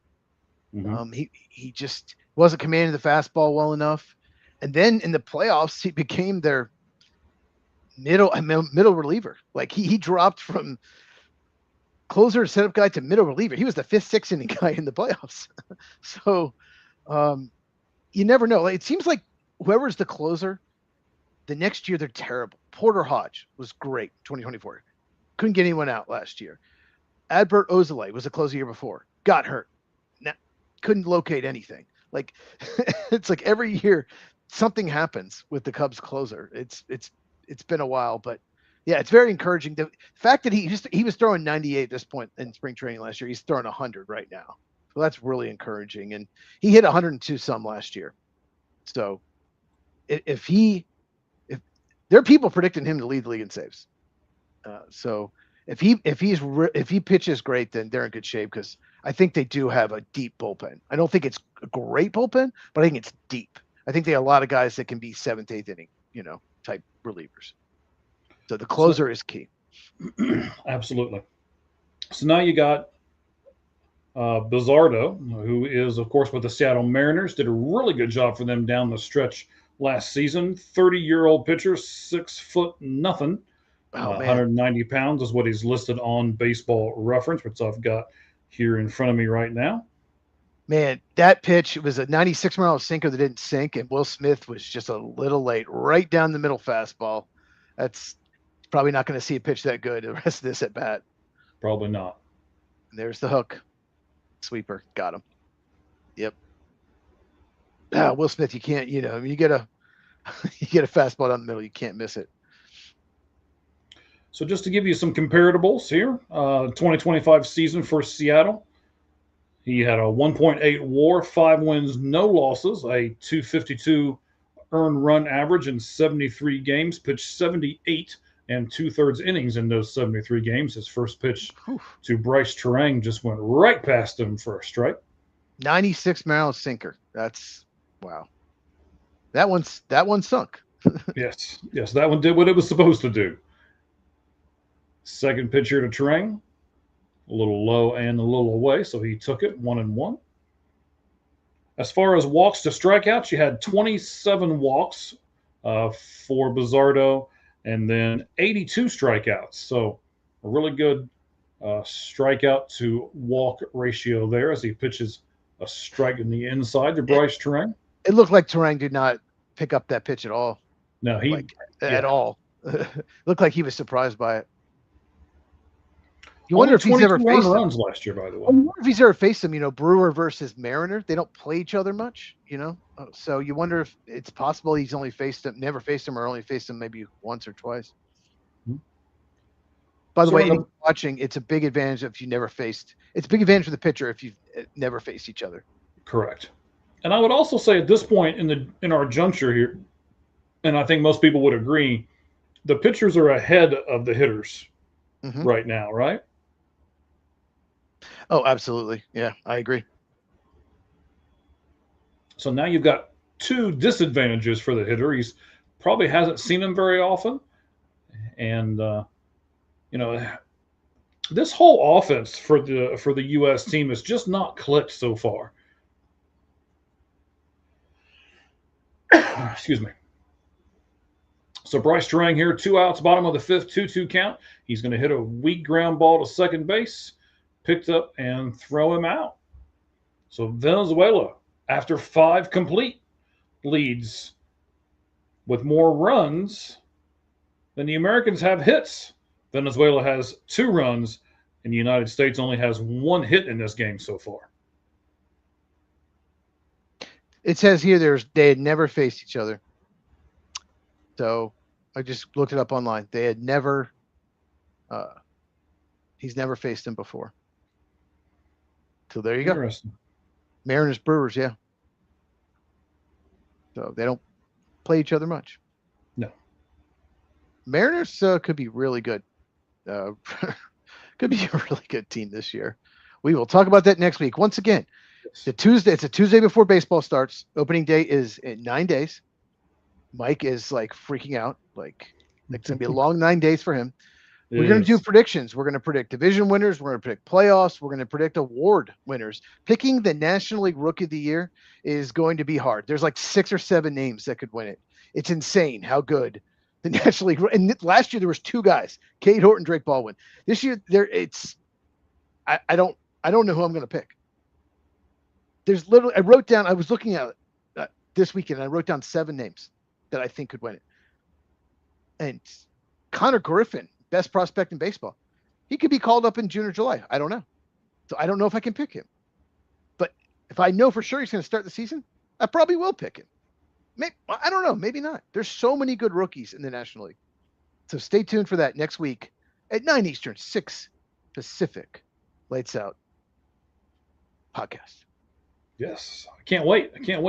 Let's stick with baseball for a second. I don't know if you've seen this, Cheese. So there's a lot of different rules that have changed. Some for the good, some maybe not so good. But Keller back out there for his second inning of work, of course, because he only pitched 2 pitches in the 5th inning. So he's back out there for the top of the 6th. MLB is going to do a test pilot on the new check swing rule in AAA this season. Have you seen anything about that? I did. I just read quickly an article about all the new rules are testing in a bunch of different minor league. Yeah. So basically, MLB is going to do. Yeah. So they're going to do what they're calling a objective cutoff point, and the threshold for the bat is going to be whether the bat head actually breaks a 45-degree angle relative to the handle. So if you kind of line everything up, that's what they're looking at there. As Garcia pops out the center field. Yep. Keller looks pretty good. He's hitting all his spots. He's one of those guys that was just really struggled, and the Cubs took him in. They do this. They find guys, minor league deal, and the guys that throw hard. If you throw hard, we can teach you a cut fastball. We can teach you to sink it. We can teach you something. And they did. They resurrected his career, and they made him one of the better. He was the 8th inning guy for the Cubs last year. Actually became their closer late in the year. So Phillies got him in free agency, but Cubs are so good at this, taking these pitchers, Tommy Hotovoy, pitching coach, and just teaching you how to sink it or cut it. They love sinker pitchers. They love cut fastball pitchers. And another great pitch, low and away. Mm-hmm. So you're saying he's really hitting his spots right here. He is. He's hitting all his spots. But that's what he has to do. If he misses a spot, it's over. Yeah. Cubs love this. If you throw 98, bring you in. We're going to teach you how to throw a cutter. We're going to teach you how to sink it. And Ben Brown. Ben Brown was, a top 100 prospect, and he's just had so much trouble giving up home runs. Been a reliever for the Cubs. He has number 2 starter potential with his stuff. And they taught him a sinker, and he's been almost pretty much dominant in spring training this year. And they don't have a spot for him in the rotation because they're deep in pitching. They have a really deep rotation. But he's all of a sudden, no one's barreling him up. Yeah, but we all know you're going to use more than 5 pitchers in a season, so they'll get to him eventually, even if they have to stick him down in AAA somewhere. Oh, he's 8. Well, he's got options remaining, and they're 8 or 9 deep at the rotation, and that's before Justin Steele comes back about sometime in May. Wow, what a great pitch! What a great inning by Brad Keller. He was just cruising there. So I mean, are you tempted to bring him back out for the next? He can. I don't think they will, but he's throwing so few pitches. I probably would. The way he's looking, why bring another pitcher out who might struggle? Right. I'm not sure. You know what you've got. Stick with it. It's one of those, if it's not broke, don't fix it kind of things, right? 9 pitches, 4 outs. 9 pitches, 7 strikes. And he looked confident. Much more efficient than that. Did you see his mound presence? The way he just looked so confident. Like he knows he can put whatever, and like he's hitting all his spots. He looks so confident out there. And that's what I think a lot of the hitters for the U.S. team are missing. They don't look comfortable in the box. I mean, Judge did not look comfortable. Harper did not look comfortable. Even Bregman didn't look real comfortable in that second at bat that he did. So they're about to get shut out. Help me out with his name. Jose Butto? Butto's coming in to pitch, the righty for, I believe, is he on the Giants? believe he's on the Giants. You got me with that. Who does he play for? I'm not 100% I was hoping you would know. I know. I think I saw that he is a Giant. I know he used to be on the Mets, but I think he was on the Giants last year. I'm looking it up. Okay. I mean, of course, what it gives me is Venezuelan pitcher. Duh, I knew that already. I think he's more of like a middle reliever, though. This is the thing we talked about an inning ago. USA has a better bullpen than Venezuela, although Venezuela has Daniel Palencia closing. He's amazing. But before that, and Butto is just more of a middle reliever. He's not a guy, ideally you want coming in the 6th inning in a 2-0 game, winner take all. You know what I mean? So correct. And he's on the Giants. Yeah, I thought he pitched the Giants last year. I know he was a longtime Met. I think the Braves did pretty well against him, if I'm remembering correctly. But look, he's been really good. 4 2/3, no runs, only one strikeout. 4 2/3. So here's your guy. He's probably a pitch to contact guy. I told you he was going to come in at some point. Buxton only got the start because it was a lefty, but. Look at the offense. Oh God, it's been terrible last 2 games. But PCA has had a really good WBC, destroyed Italy. He's just a fun dude, and he was one of the MVP favorites in the first half last year. Really struggled in the second half, but he looks like his leg kick's different. He's not doing this big leg kick. He looks really good this spring and the WBC, so he could have a monster year for the Cubs this year. I think this is a really big at bat for this team right now in this spot. I mean, if you get the fast guy on, no matter how you get him on, even if he walks, right, you've got the speedster on, you can move him over, you can cut this lead from at least 2-1.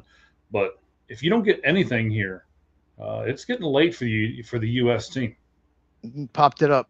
One thing about PCA, I noticed last year when he was struggling down the stretch, he started swinging at more pitches out of the zone. He was pressing. It's like he had this amazing first half. All-star started the All-Star game, and then he started struggling, and then he started swinging. I think there was a stretch where he was leading the league at swinging at pitches out of the zone in the second half for a while. I think he finished second or third or something but he was just he was just pressing. He was just trying to make a play, and he's been a little more patient in this WBC and in spring training. You got Vess Warman in the bullpen, the current Detroit Tiger. Let's talk about. Well, you said big at bat, Bobby Witt Jr. You got, he's one of the best players in baseball. You got to get on base here. Yes, you just got to. Got to find a way, right? He's would have over been great if PCA did. He didn't, but yeah, you got to find a way here. That was 96 miles an hour, and he popped it up. 2 pop-ups in a row. Wow. What were you going to say? Well, I was just going to talk about the pitcher here, Buddha, because I don't think he's going to give us much more time to talk about it. Last year, the Giants 2-1, a 4.50 ERA. He was in 21 games, but he only pitched 20 innings in those 21 games. But in those 20 innings, gave up 19 hits and 10 earned runs, 2 home runs, and a really bad walk to strikeout of 10 walks and 17 strikeouts. So you would think that this would be the guy that the Americans would be able to hit and get something off of. But so far, nothing. Well, he's a sinker changeup guy, so he's a pitch to contact reliever. So yeah, he's not going to be your 8th or 9th inning guy. Who's pitch to contact, but he's gotten 2 weak contact outs, 2 pop-ups, which are weak contact outs. And if you're not a big strikeout guy, if you get weak contact, you can be effective. You can have a long major league career if you get weak contact. The best example I can give you is Kyle Hendricks. Kyle Hendricks never had great stuff, but he located everything, and hitters could not hit him. Like, he couldn't barrel him up. He would get lots of pop outs, lots of ground balls. So if we dive deeper into his numbers here, the hard hit rate, 37.9%, which is below the average, which 39.5 is the average. If you go with his line drive percentage, it's below the Major League Baseball average. Baseball average 23.8. And Did you? Sorry, I didn't mean to interrupt you. Did you see no, that? you're good. Four No, seam I was- fastball right down the middle. Bryce Harper just took it. Right down the middle, four seamer. Hmm. And I just Oh. hey, Bryce Harper got a hit. Oh my Unbelievable. gosh. Oh my God. Play the lottery. Play the lottery. Okay. Of course, it's nobody on, 2 out. That's when he finally gets a hit. No, not with men in scoring position, of course. No. Why would we want to do that? You see hard hit rate 37%? His hard hit rate. That's pretty Let's high. see here. That's, Yeah, 37. Only 37%. Yeah. Well, no, that's high. 37% is pretty high. And Harper Well, just. the average is 39.5. Oh, okay. Really? That seems Yeah. high. I thought it was close. I thought the average was like 27. Okay. I'm thinking of a different stat. There's Pat McAfee. They're showing him. Of course, he never wears sleeves. That dude does just he hates sleeves more than. And I can't even say it. Never mind. There could be kids watching anyway. Yeah. Let's not. I think I know where you're going there. Let's not. All right. Anyway,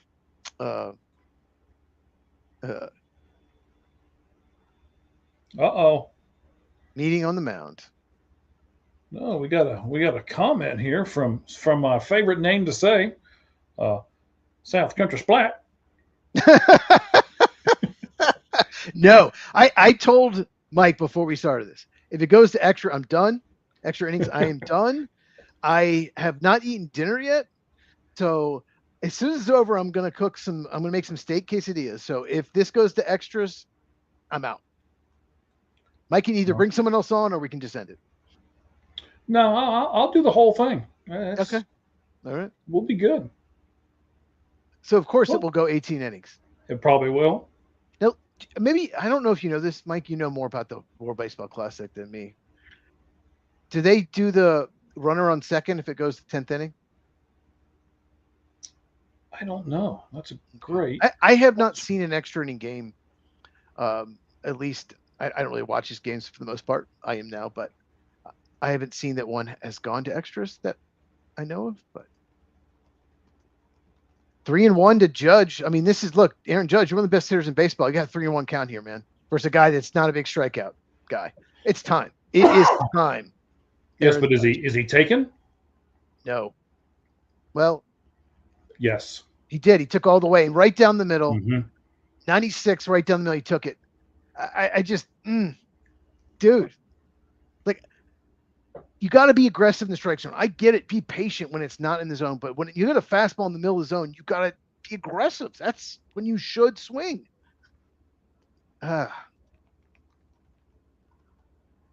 This is a big pitch. 3-2 to Judge. And Judge on the ground in a third. clutch situation, of course, weak contact grounds out. That's Aaron Judge. He's not clutch. A friend of mine texted me, by the way. I'm surprised you have friends, but go ahead. Yeah, I got a few. Says that it's just so loud there that he says that the volume, like, it's so loud the fans are. Like, you notice that the pitcher was putting his glove, like, covering his ear so he could hear the pitch come. Mm-hmm. Like, apparently it's so loud there. You know, in the stadium, I think it's like 37,000 people in Miami Marlins Stadium. I don't know what it's called, but Lone Depot Stadium. Okay.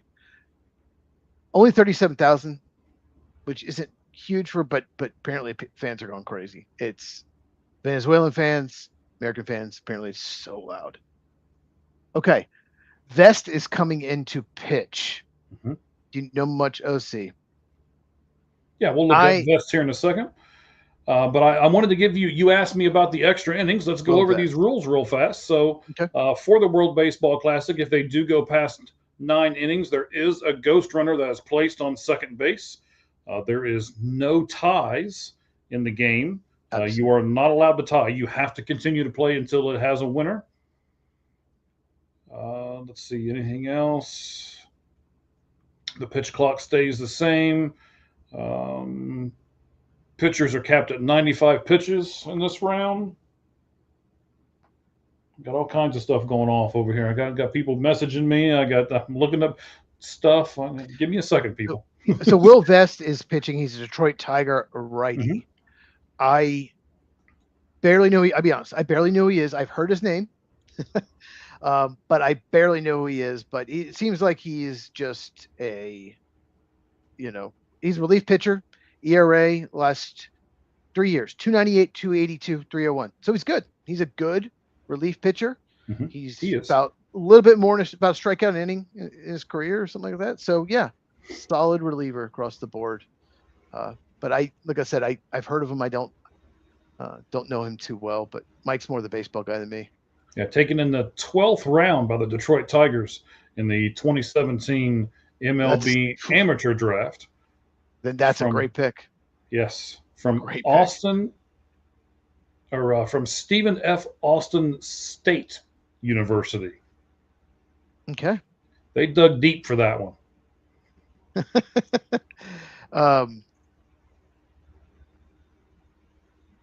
Been in the league for 5 years. 15-13 is his overall record. He's actually been in several games, 272 games in his 5-year career. That's a lot of relief appearances. I'm not far from actually Stephen F. Austin. I'm not too far from there. No? I can get there in an hour probably. It's a nice first pitch there to Gleyber Torres for a strike on the outside corner. So he had more than a strikeout in inning last year, 75 and 68 and 2/3. That's what you want. Typically reliever. I mean, it depends. Some relievers are just sinker ballers or just really good weak contact, but typically you want more than a strikeout in inning with relievers because they only go typically one inning or face a few batters, and so you want them to miss bats and get strikeouts. Mm-hmm. A lot of them come in with inherited runners on. What a pitch! That slider. He's got a slider, folks. By the way, he's got a really good slider. That thing. Wow! Look at the movement. Woo! All right, so let's dive into his numbers a little deeper because I love doing this. So the average Major League Baseball line drive rate is 23.8, and the average ground ball rate. That's why I mixed them up. Sorry, didn't mean to interrupt you. That's why I mixed it up. Go ahead. The average ground ball rate in Major League Baseball last year was 42.2. So let's look at the line drive rate. I'm trying to watch the screen and watch the numbers all at the same time here. So the average line drive 23.8, Vest 18.3% line drive rate. So very few people can hit line drives off of it. And someone just hit a line drive or somebody. Oh, I'm sorry, Vest. I jinxed you, buddy. I'm sorry. That's Tovar right there. He has hit really well in this World Baseball Classic as Tovar. Now, when he gets to Colorado, he's going to have no help whatsoever, so he's not going to hit very well. But for the time being, at least. It was just that he hung the breaking ball right in the middle of the plate. He's lucky it was only a single. Now, your ground ball average, 42.2%, and Vest has a ground ball average of 57.5. So a lot of ground balls and not a lot of line drives. He is a sinker. Brayu now up. Yeah, he is a sinker, so he's going to get ground balls on. This is a great time for a ground ball. Absolutely. Double play, get him out of the inning. Let's go back to the dugout and see what happens. Good slider, but Brayu took it low. That's one of those pitches that it's actually a strike. It looks like a strike, but dropped out of the zone. But still, Brayu, he read it and took it. 2-0. I think he says going to throw a sinker here. Probably somewhere close to the zone or in the zone. I hope he just swings over top of it.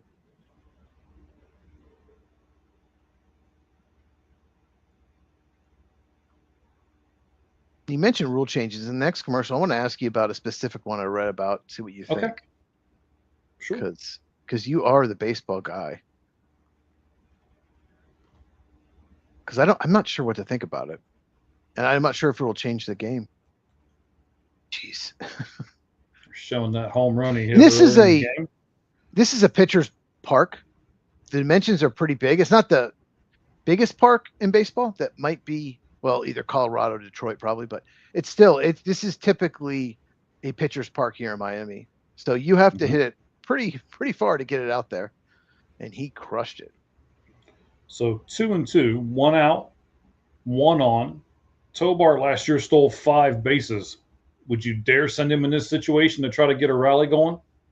Daily double play versus single ball pitcher? Absolutely. Yeah, I think even if he has very few stolen bases, I mean, he's still a Major League Baseball player. I would send him right here. They should have. No, I think they did. I think they did because he didn't even go to second. He would have taken the out at second. You weren't getting 2 there. No. But I think he did run. I don't know for sure. I can't hear the broadcast, but obviously. Why can't you hear the broadcast, sir? What is going on with you? I could turn it on. It would just be annoying. Let's see. Was he? Yep, he was. Well, no, he wasn't. Why didn't you go to second there? I don't know. Taking the sure out at first base, I guess. I would have gone to second there. It's 2-0, you know.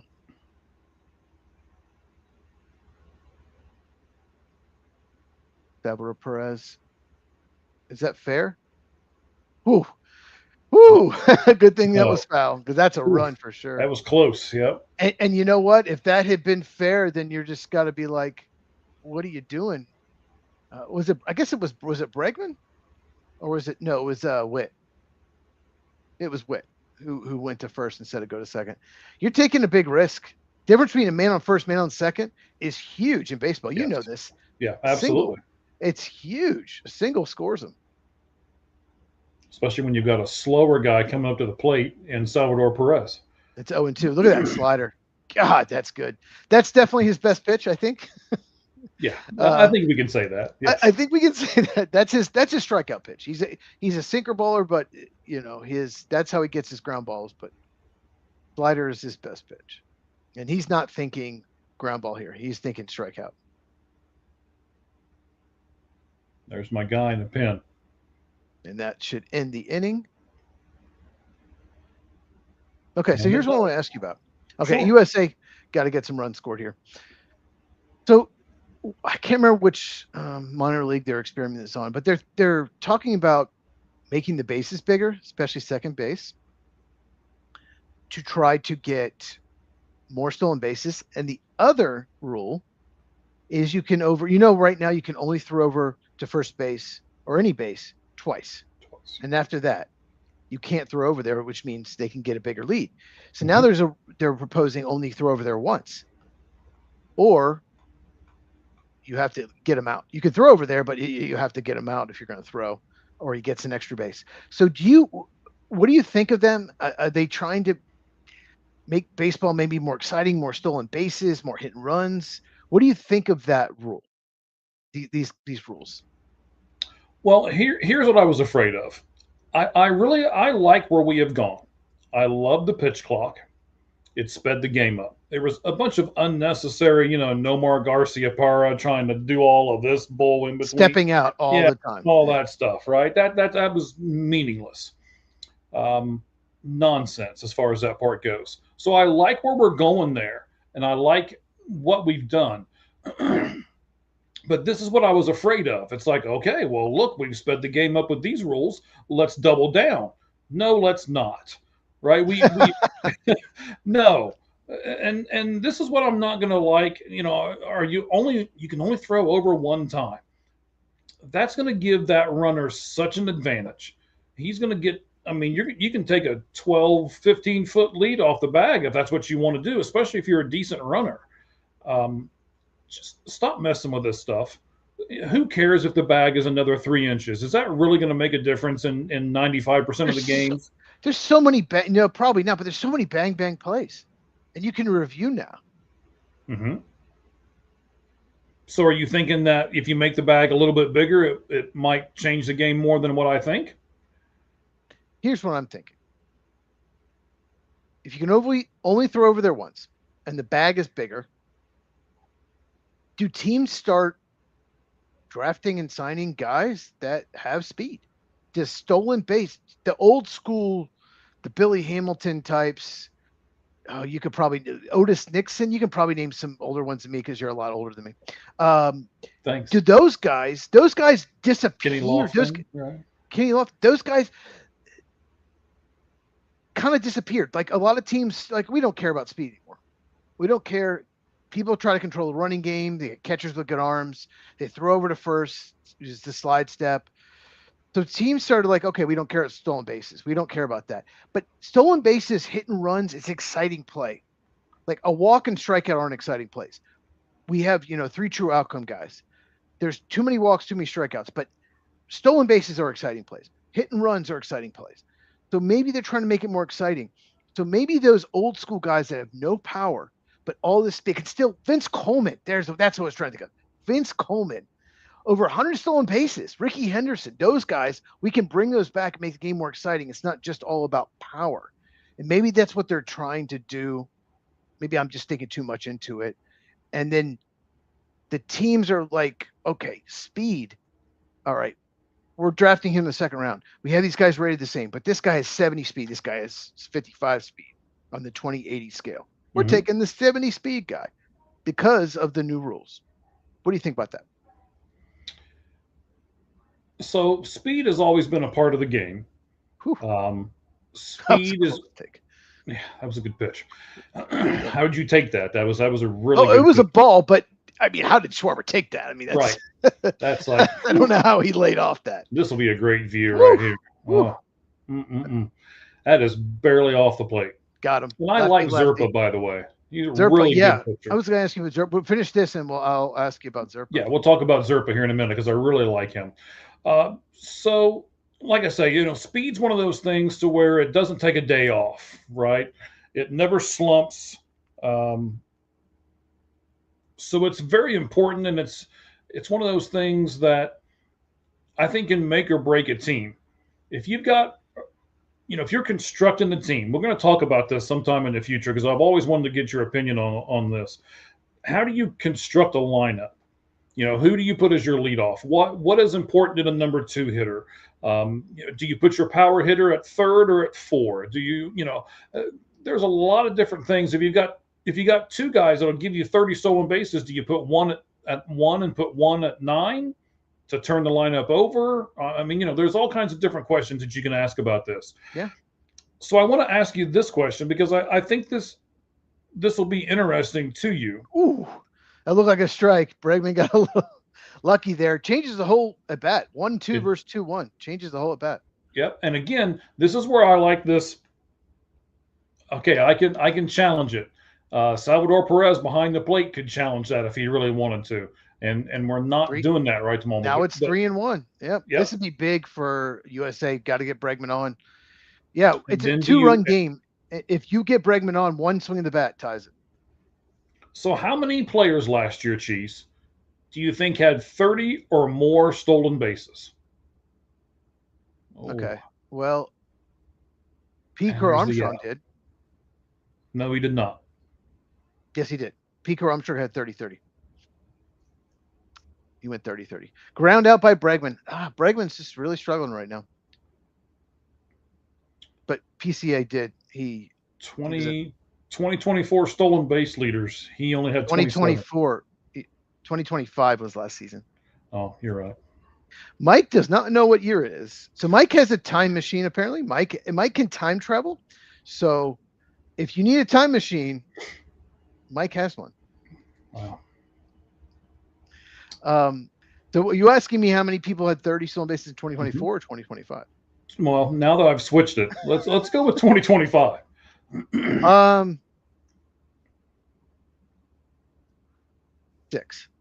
6. Jose Ramirez probably did. He always does. 21. 21? Oh, wow. A lot more than I thought. Right. Okay. So that's kind of what I was getting to, because I think you are just like a lot of other people to where you're like, oh, there's, the speed is out of baseball and all of this. That's not the case at all. There's a ton of 30 stolen base guys. But there's no 100 stolen base guys like Vince Coleman, Ricky Henderson. Correct. So there's not one guy that, there's not a guy who when he gets on first is going to steal. But there's a whole bunch of guys who might. Remember Juan Pierre? I just saw another guy. Juan Pierre. Mm-hmm. Remember him? Yeah. Yep. I like those guys. Kenny Lofton was I a good mean, call. He played for the Braves. Gerard Dyson, his Twitter account was Zoom by you, for God's sake. I mean, that's But when I was a kid, I loved that. The guy that would hit 1 or 2 homers a year and steal 70, 80 bases as your leadoff guy. I'd love that. Let's bring that back. I think that's cool to have. It just seems like everybody has become home run hitters, and everyone had a role. Okay, 3, 4, 5 were your sluggers. You know, there's right. a walk and a. Okay. The Wow, walk he's going to was take Zerpa out. I think that was Roman Anthony that walked. We don't even get a chance to talk about Zerpa. He's getting taken out of the game. So he's taken out because Will Smith, the righties, come in there. He's playing matchups, righty lefty, and it was lefty, and he walked Roman Anthony. Good job, Roman Anthony. Hey, they need something. Taking that walk there, lefty. Bregman got up 3-1 and grounded out weakly to third base. Not good. So, I liked when I was a kid and there wasn't analytics, although I really do like looking at analytics. Don't get me wrong, but and I think a lot of teams use it to build, to draft and build their teams. But when you had guys that were the speed guys, that were okay, my shortstop's going to hit 9th or 8th National League back then. There was no DH because he's not much of a hitter, but he's such an elite defensive player. And you have your leadoff guys just a stolen base guy. Everyone had their role. You know, Ron Gant would hit 3rd in the lineup when I was a kid because the first 2 guys would get on base and they were playing for a 3-run homer every game. Bobby Cox is like, you're a 3-run homer. Dave Justice would hit 4th. If Ron Gant doesn't hit him in, then Dave Justice will hit the 3-run homer. One of them can hit the 3-run homer, and everyone had their role. And I just really like that. And nowadays it seems like everybody is trying to hit homers 1 through 8. Maybe you have one guy that isn't. So no, and you're 100% right. And I'm actually going to prove it to you with the stats that I've got in front of me. So it's a all or nothing kind of thing. So last year, Jose Cabrera was the person that led 49 stolen bases. He hit 5 home runs. Wait, real quick, 49 was the top? Yes, 49 is the top. Hit between 30 and 49. Wow. Okay. Yes. Yeah, so Gunnar Henderson he got 30 stolen bases. He is the 21st player on this list. So, yeah, 30 stolen bases for him. And then, but the highest, like you just said, where's the 70 guy? There isn't one anymore. Number 2 on this list. But real quick, there could be if they change the rules. Go ahead. I don't think so. I don't think it's going to make that much of a difference. So number 2 is Jose Ramirez with 44 stolen bases, and he hit 30 home runs. He's a stud. Then the second, Chandler Simpson, he had 44 stolen bases and 0 home runs. Next, Juan Soto. You're going to see a pattern. Juan Soto, 38 stolen bases, 43 home runs. I'm surprised he stole that much. I did not realize that he was that fast. Yeah, so what baseball is looking for now, we don't have specialty players anymore. Very, very few teams have these specialty players. They want guys who can steal bases and hit home runs. Yeah, tools. Andres Machado, right? I believe Andres Machado is the pitcher. He's pretty good. He's on the Nationals, plays against my Braves. But, yeah, he's pretty good. And you got Will Smith to pop out.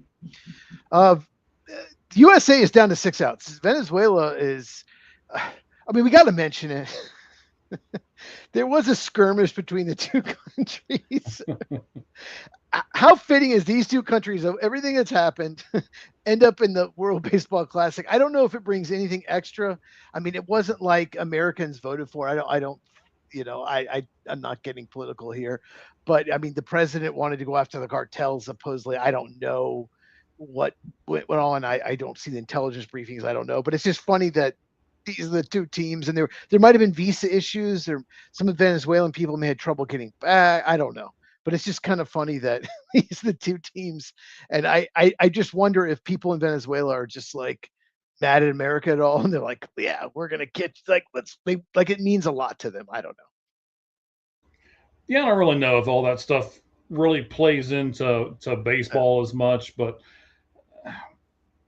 there doesn't seem to have been anything on the field tonight. I mean, I didn't see Oh any no. cross looks from anybody, or Well, these guys are nobody all no. throwing at These guys. anybody or anything. I'm just talking about the people that live in the country, the fans, not the play. No, the players. These guys are teammates. No, it's not going to happen. Well, I mean, you can even see the stands, even though we have everything on mute. It's in America, but the Venezuela crowd there is just insane. I would say, even though it's in Florida, it's a pro Venezuelan crowd. Well, there's probably going to be a lot of Venezuelans, immigrants in Florida. Yes. Florida has a lot of immigrants from Hispanic countries. So but getting back to what we're saying, I think baseball wants more exciting plays, more stolen bases, more throws, ball gets into center field, more hit and runs, more balls were maybe like more Javi Baez type plays. Javi Baez, like where he's on first and he goes to steal and the guy gets a single, he scores from first. But Javi Baez has done like 3 times when he was with the Cubs. It's unbelievable. He scores on a single from first. They want more exciting plays. And I think more people trying to steal will create more exciting plays. That's just what I think. But how many more people do you want to try to steal? You got 21 of them that have over 30. I mean, that's my point. Is I think they're messing with something that doesn't need to be messed with. Sure. But it used to be like certain guys, if they got on first, it was like a double. They're going to steal and no one can stop them. Like second is stolen. So then let's look at it from this standpoint, Cheese. But none of the guys today are that. It's not guaranteed. Right. Yeah. So you got 30 stolen bases. 21 people stole 30 bases last year. How many players and I've got the right year in 2025, right? How many players hit 30 home runs?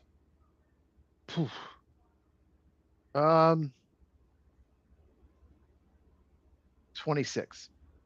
33. Okay. So which one is more exciting and which one is more prevalent? I mean, would you say the home run is more exciting than the stolen base, or would you rather watch them?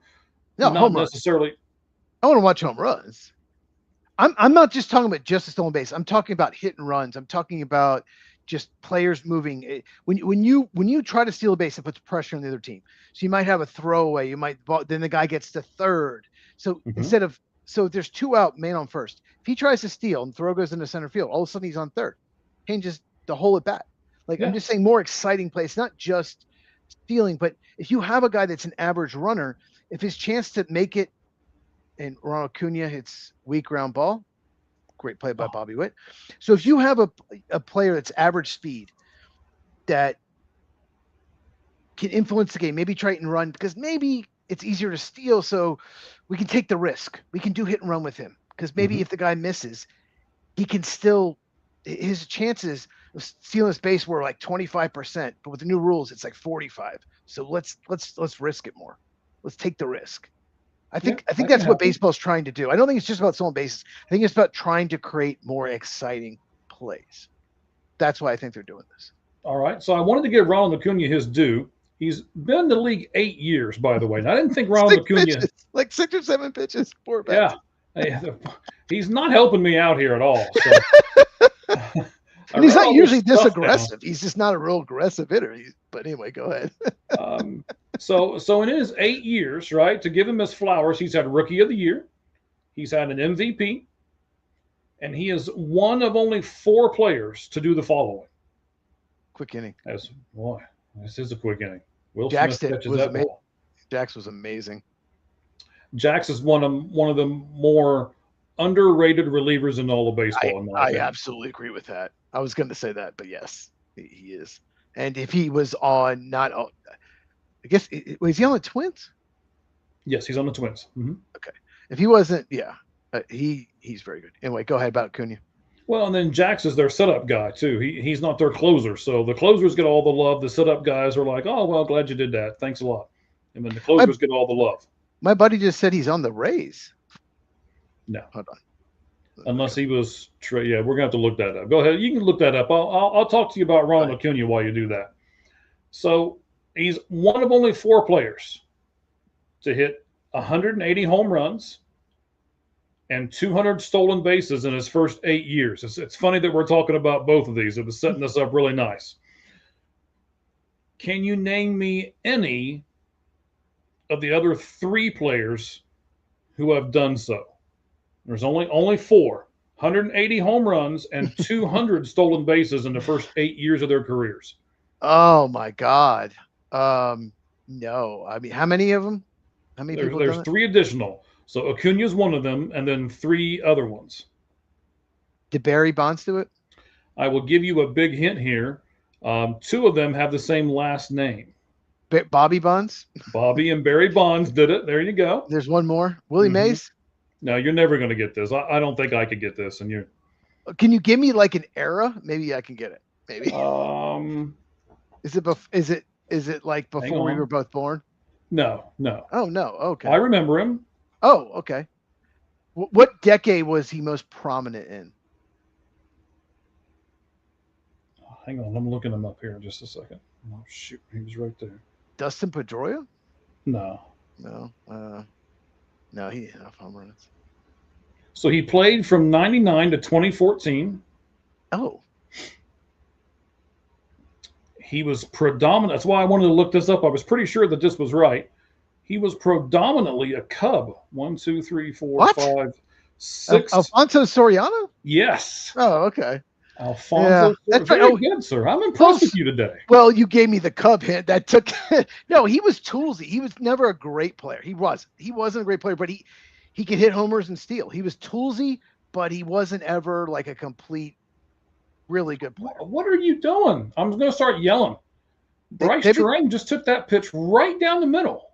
They've been taking fastballs down the middle all game. I don't know their strategy is to just work the count deep, but it's insane. And then he swings at that one that was at the bottom of the strike zone. Oh, on the next commercial, are you gonna? Do you want to? We'll we do our the top NFL teams. Yep. Okay. We'll do it on the next commercial. All right. If you're an NFL fan, I know who my top 3 are. I'm still debating. And strikeout, Bryce Terang.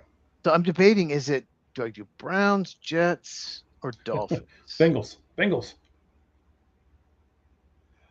The Bengals. Saints. We will talk about the Bengals because Cardinals. But I just want to say this about the Bengals. I want to talk about the Bengals more as we close to the draft.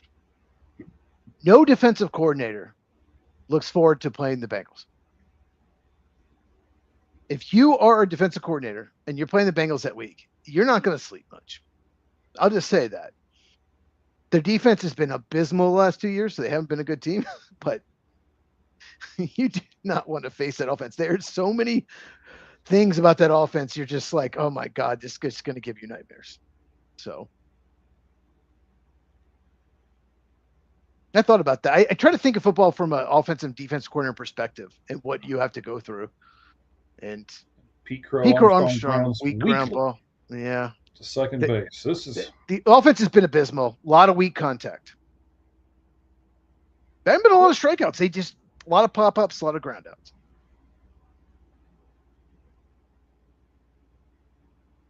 Yeah, I'm having to look here. I'm looking at this. You didn't put this on the notes, but I'd like to talk about this for a second, just because he's an Ohio State guy, and I'd like to get your take here. Justin Fields looks like he's going to go to the Kansas City Chiefs.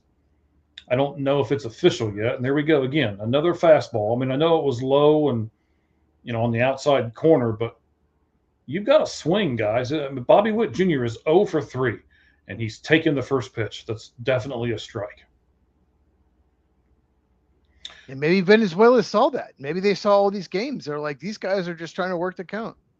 Possibly. You could be right. This is now I watched the game last night to get a better take on the Venezuela team, but last night and tonight are the only 2 games of this World Baseball Classic that I have watched. As you know, I'm the big baseball guy. So okay. You've been in spring training games. You've been off for work. You've been in spring training, yeah. Mm-hmm. Yeah. So I the rumor was that Green Bay wanted Justin Fields and he wanted to go to Kansas City instead of Green Bay. Had you heard that? I have not. I didn't see any Packer report, although they just lie anyway. Good, yeah, good walk there Yeah, uh, for Bobby Witt Jr. You need a base runner, and now if he right. makes one mistake, it's 2-2. I know Green Bay's out there. I've heard Anthony Richardson more connected to Green Bay, but uh, Fields, the situation was he's a good backup. He's not been a good starter, but he's a Hmm. good backup. He's better than most backups. And Patrick Mahomes towards ACL. So I am not surprised the Chiefs are more aggressive. There's a solid chance that Mahomes won't play the first 3 to 6 games. And if you're the Chiefs, they think they're still a contender, probably not, but they do. So you have to have someone there that can probably win you a few games. You have to have someone competent, and they don't Hmm. have anyone else on the roster. So when I heard the news, it made sense. I thought the Bengals would also be interested, possibly, but it makes sense. I think it's a good fit, and uh, the Chiefs are just a well coached team, so I think it's a good fit for them. So one of the things that I had seen um, is that if he didn't get a role that he wanted with the team that he wanted, he was going to retire from football. And Oh my uh-oh, God! And he did it. I told you one mistake. Just that's why you take that oh, walk. there it is, over the fence, home run. So, Bryce Bryce Harper, the Harper. guy we were giving a bunch of crap to. I was dogging him so much earlier. Okay, I can never dog him again. I can never dog Bryce Harper again. That was clutch. What did I say? Bollywood Jr. is a great walk because one swing at bat. As long as when you're down 2, just get someone on base. This could happen. Now, wait a minute. I got to do this. So let's put this back up here from the guy who I want to South Carolina splat. Is is this going to go to 5A? Oh man. You ready, Mike? Yeah. Yes, I'm ready. Just put the rope around your neck and there we go. Holy Shiza. Yes. Well, that changes the complexion of the game, doesn't it? I One mean, monster home run from Bryce Harper makes it a 2-2 game here in the bottom of the eighth with 2 outs. And now you've got Aaron Judge. We already said the first pitch. Oh, I couldn't quite get it out before he did it. A first pitch after giving up a home run, usually not a good one. That was a that was ball up high. heck of a good job by Bryce Harper. I just, it's just clutch. That is clutch. I was That was knocking Bubba him. Ray Dudley they He showed. done nothing in the World Baseball Classic. He did singles last time up, but he had been next to nothing. I dogged him hitting second. What a Oh, at that bat. hurt. All right, Let's let's see. see. They're going to show the pitch from Harper. Oh, well, it was middle. Well, the catcher set up outside and he missed a spot. But thing is, that's the thing. You're Bryce Harper. You can't miss that. Will Smith earlier got a pitch right down the middle and fouled it back. Should have hit the Kingdom Come. And Bryce Harper didn't miss it. That's what you have to do. If you are a great player, you're a clutch, you cannot miss that pitch. It was a mistake. Came back over the plate. You're supposed to be Harper's asleep. Ricky. I mean, I don't like Harper at all. I can't stand him. He's played for the Nationals and Phillies, two of my least favorite teams. But that was clutch. But you know what sucks is Judge is going to strike out here. You know he is in clutch. Like Judge should hit a homer off this pitcher, but he won't. He'll strike out. Now, I have to ask if you're the pitcher, I'm drilling Bryce Harper when he comes up next time. Absolutely drilling him. Well, he threw his bat. He points to his, he does all this. He salutes as he going. Come on. I can't stand that crap. They do that, Mike. They do that now. Jose Batista, I think, changed it. I think Jose Batista changed everything. Scream, flip the bat. Once he started doing that, I think now that it changed the game. So blame Jose Batista. Well, I'll blame Jose and then everybody after him. Yeah, Aaron Judge. I mean, Aaron Judge sucks. I'm going to say it. Aaron Judge sucks. He's great if you're up 8 or down 8. What a job by Bryce Harper. Did not miss it. Yes, it came back over the plate. Schwarber knew it. Aaron Judge is like, thank God. he bailed me out because if he takes a walk, I'm going to strike out, and we're still down 2-0. Now, see, I don't. Okay, so they're showing him coming around third base, pointing to the American flag that's on his uniform. Okay, I'm fine with that. He's flexing when he gets to home plate. Okay, I'm actually okay with that too. But if you look at it right after he hits it, like he threw that bat 1.5 miles in the air, I saw it. and I don't like him, man. I never have liked him. So I get it. yeah, I would absolutely drill him. Okay, hang on here. If the Steelers get Jameis Winston, are they a lock for the Super Bowl? I got to ask, is that a serious question? I don't know. I don't. It'll improve their locker room. That guy's the most fun, positive dude you could ever have. But he's going to be the backup for the Giants this year, I think. I'm a little surprised that is Russell Wilson a free agent, or is he? I don't know. Does it matter?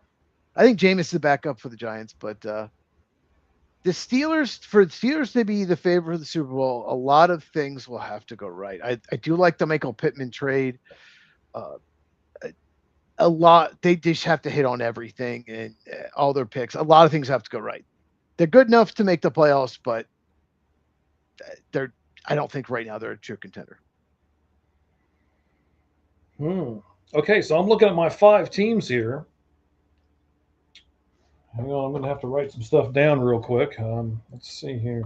So I'm still having trouble. So do you have the 1, 2, and 3, or do you have the? Oh, I have 1, 2, and 3 5, for 4, sure. 3. Okay. It's just between 4 and 11 is like really close. All right, I think I know. Okay, hang on, give me a second here. There's some teams I just can't put them in the top 5, but then I'm trying to find another team I could. There's one team I'm going to make a video on. I'm so disappointed in their offseason. They had an opportunity to become one of the best teams in the NFL, and they haven't. So I cannot put the Los Angeles Chargers on my top 5. They're not spending their cap money. I'm going to make a video about it and why. Garrett Whitlock. Okay, Garrett Whitlock is coming in. I like Garrett Whitlock. He's a really good pitcher.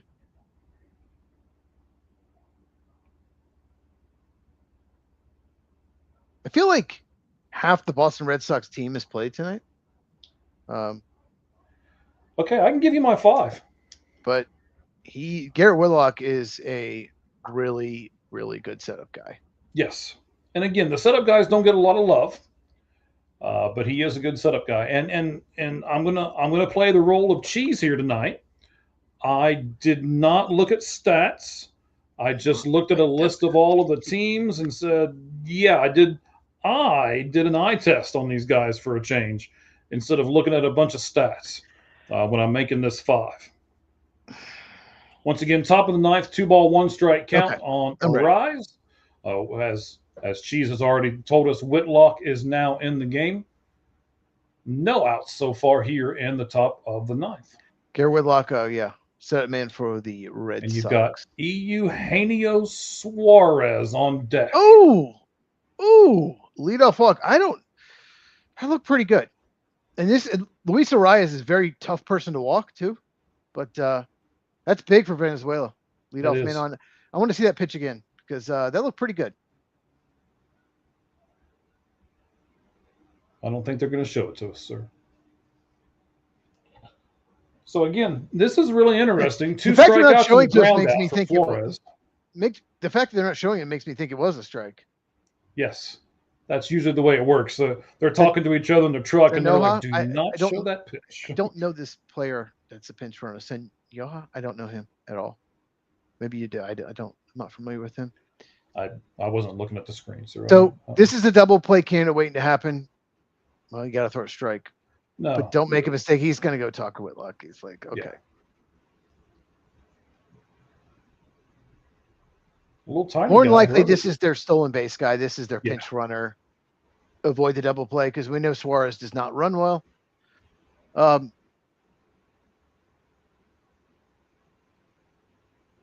Okay. Yeah, we got to kind of stay with this for a second. We'll do our baseball or our football stuff here in just a second. Yeah, as soon as the commercial hits, me and Mike will do quick hits. We're going to do our top 5 starting with 5 to 1, best teams currently in the NFL post free agency will do it as soon as the commercial hits. But we gotta stick in this game here.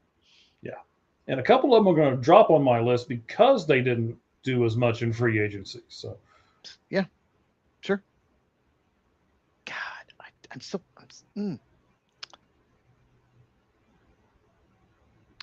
So you got Whitlock on the mound, pitch number 7 coming to Eugenio Suarez, who was 0 for 3 today. He's a 1-ball, no strike count, and he was trying to hit that thing to Venus, and he missed it. If he makes contact, he probably would have. Yes. No, I think that was a good mound visit. He's like, throw a high fastball. He'll probably be late on it. See if he swings. He's going to try and steal. He is safe. Definitely safe. Yep. The throw was, let's be honest, piss poor. Yes. Yeah, not a good throw. In the dirt. Oh, DeRosa's like, let's wait. He's clearly safe. I don't know what he. Oh, what? They're going to challenge? The only thing I can think of is maybe they thought he came off the bag, but he is definitely safe. Now that's something that you should never do as a young person. Don't. Clearly safe. Yes. Clearly safe. I think it's a desperate move for DeRosa. Sorry, I had to get the remote out because my TV is saying, hey, you've been watching this same channel with no interruptions for a long time. Yeah, mine does that too. During the free agency, those first 2 days, and I'm off of work, yes, it kept doing that. Kept wanting to turn off.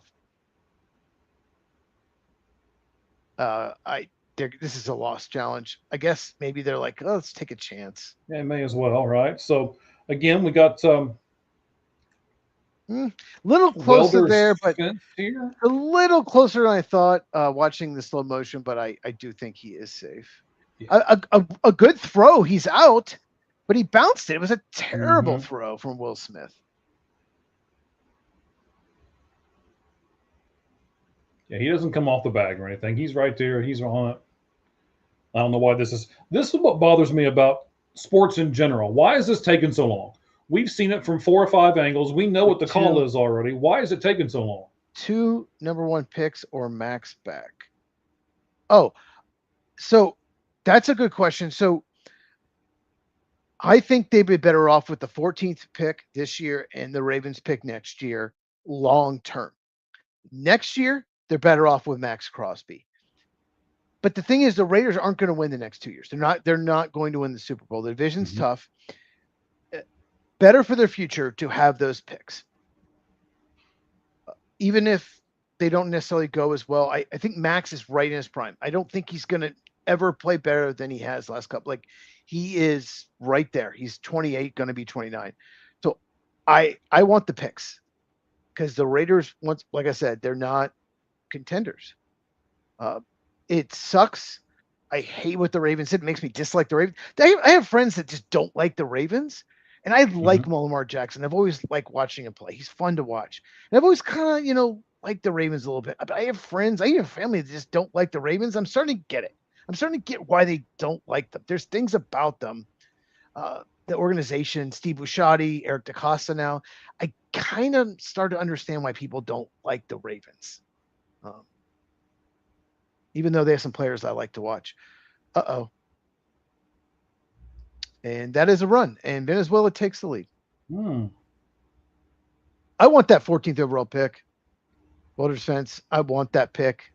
I wanted Ioane, guard Penn State, left guard, plug and play. That was the pick.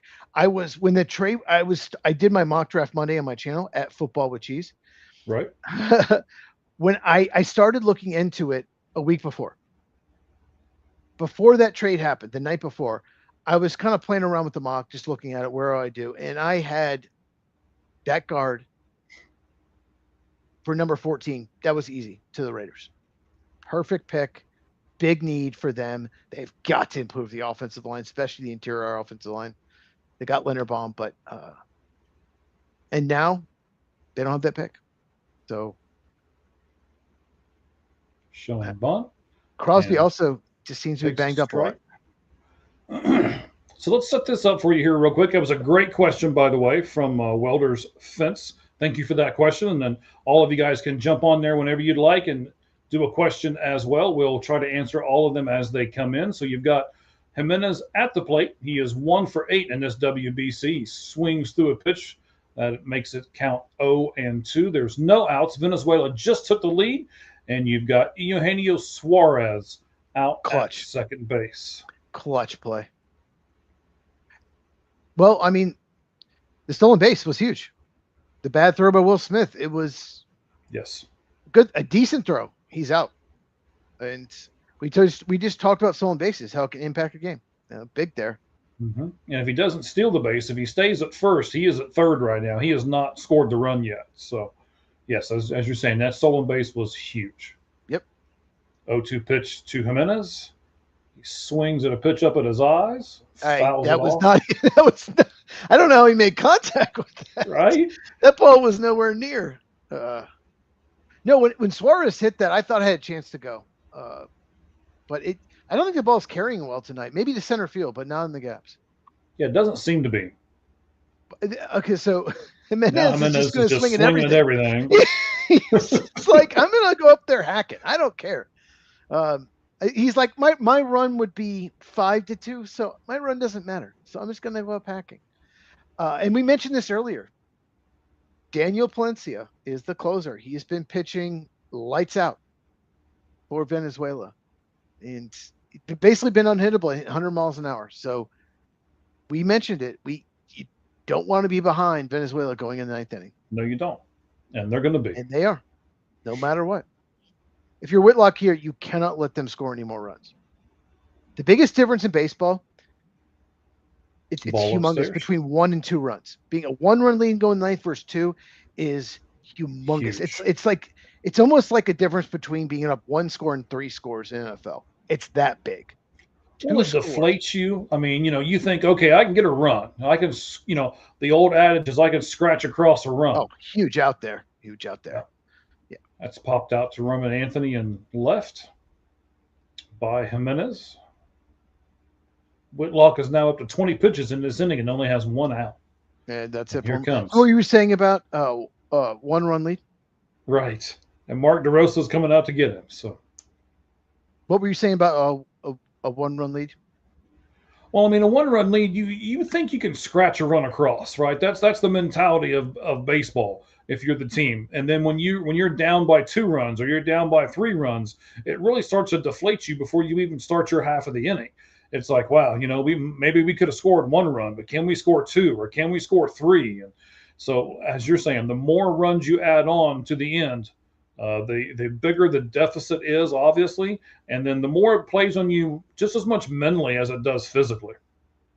Well, if it's 3-2, right? If it's just a 1-run game, 1 swing of the bat, 1 mistake, it's tied.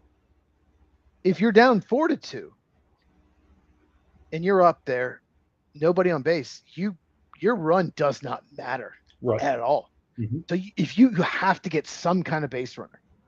You have to get someone on base.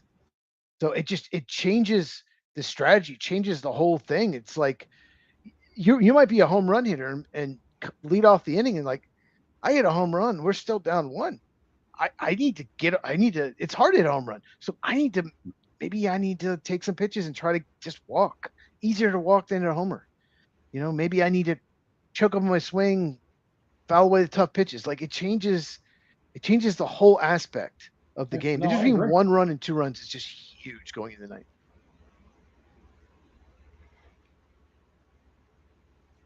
All right, so do you want to start with the football stuff now? You want to wait till the actual commercial break? Because this is just a break between relievers here.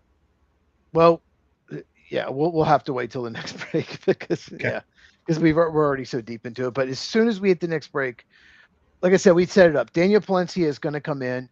He is a Cubs relief pitcher. He throws 100. He's hit 102 in his career. He has been very tough in the WBC, almost unhittable. So we'll see. We'll see what happens. Garrett Whitlock does not look happy in the USA dugout. Tyler Rogers is in. Being a pitcher in baseball is the highest to highest, lowest to lows. It's you make 1 mistake, hang 1 slider, Give it 3-run homer, changes the whole game. And then fans hate you. They boo you. You get hate mail, social media. It's Wow, that was not a strike. tough position. Got the sidearm, and now Taylor Rogers in. And he is facing Tovar, who is 2 for 3 in this game and has hit very well in the WBC. Not there. Way under that. Mm-hmm. 2 out. Very big out. And Suarez is not a great runner at second. No. A little surprised they haven't pinch ran for him. Yes, I was going to say the same thing. I'm a little surprised. Well, I think their pinch runner was, the player before they pinch ran with their speed guy. So they might not have another speed guy.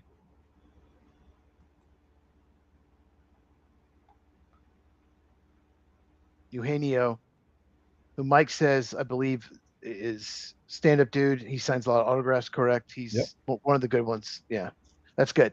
Because, I don't want to call anyone out. I don't want to mention names, but I've seen some of them on X, but there are some players that refuse to sign. And he is one of the ones that you're like, get the hell back. He's one of the ones that will sign autographs. Mm-hmm. And that's really cool.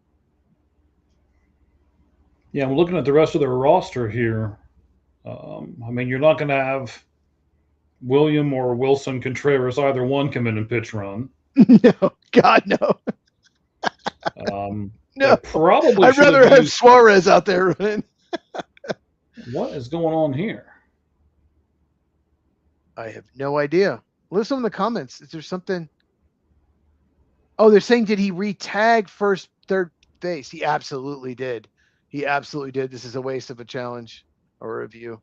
Mm-hmm. They're thinking he didn't re-tag third, but guess what? He does right there. Right there. So he does. If you guys don't know, you do have to re-tag when you're doing that. Yeah, when you go back to the base. So. This is wasting our time. Wasting my time where I could cook. Yeah, I don't know why they didn't put Andres Jimenez in for Suarez, and then you pinch hit with one of the Contrerases. That is a little surprising. Because you've got Salvador Perez as your catcher. So, I don't think you'd want to pinch hit with your other catcher to where you're stuck with, making Salvador Perez do something in case he gets hurt or there's some kind of craziness that happens. What are we doing? Well, they're Wilson. I would have pinch ran with Jimenez and Wilson Contreras. I would have hit with Wilson. Intentional walk he hit a home run 400 and some feet last time up. So they're gonna go righty here. And be careful though. Veteran hitter. This is an interesting righty matchup for me. Well, even if he hits a ground ball, he's so slow. So I think they're playing a matchup. And this is a ground. Rogers can, with this, arm angle, get a lot of ground balls. Absolutely. This is a matchup play.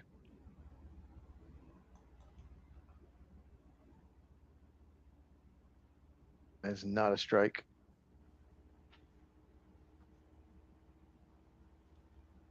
I don't know what he's looking at. That was not even close. Yeah, but what's amazing is I'm watching it on MLB. I'm watching the television on Fox. I've got the computer over here, MLB. It told me 3 seconds ago what's about to happen. And there you go. He got him out. It was hit pretty well. Okay. All right. So let's do our football. All right. Okay. You ready? 5 through 1. You go first. Okay. Who's your number 5 team? All right. So my 5th one, no music, nothing like that, because we're not doing this as we would usually do. But here we go. So for me, the 5 best team, or the 5th best team in the National Football League right now is going to be the Philadelphia Eagles. Okay. I still believe in this team. They are a run-first team, as we talked about earlier, and they still have A.J. Brown as of right now. So I'm going to put them at number 5. Who's your number 5, Chiefs? Philadelphia Eagles. We got to stop doing it. All of a sudden, our lists are getting too similar. Yeah, Philadelphia Eagles. They have a really good defense, still a good offensive line. I know they kind of stunk at the end of the year, but they're still 5th. Yeah, 4th. Who you got? Okay, and part of this problem is I don't know if there's anybody else that's going to pop up and take their place, right? Nobody has really improved themselves a ton in free agency. There's one team that I well, actually there's 2.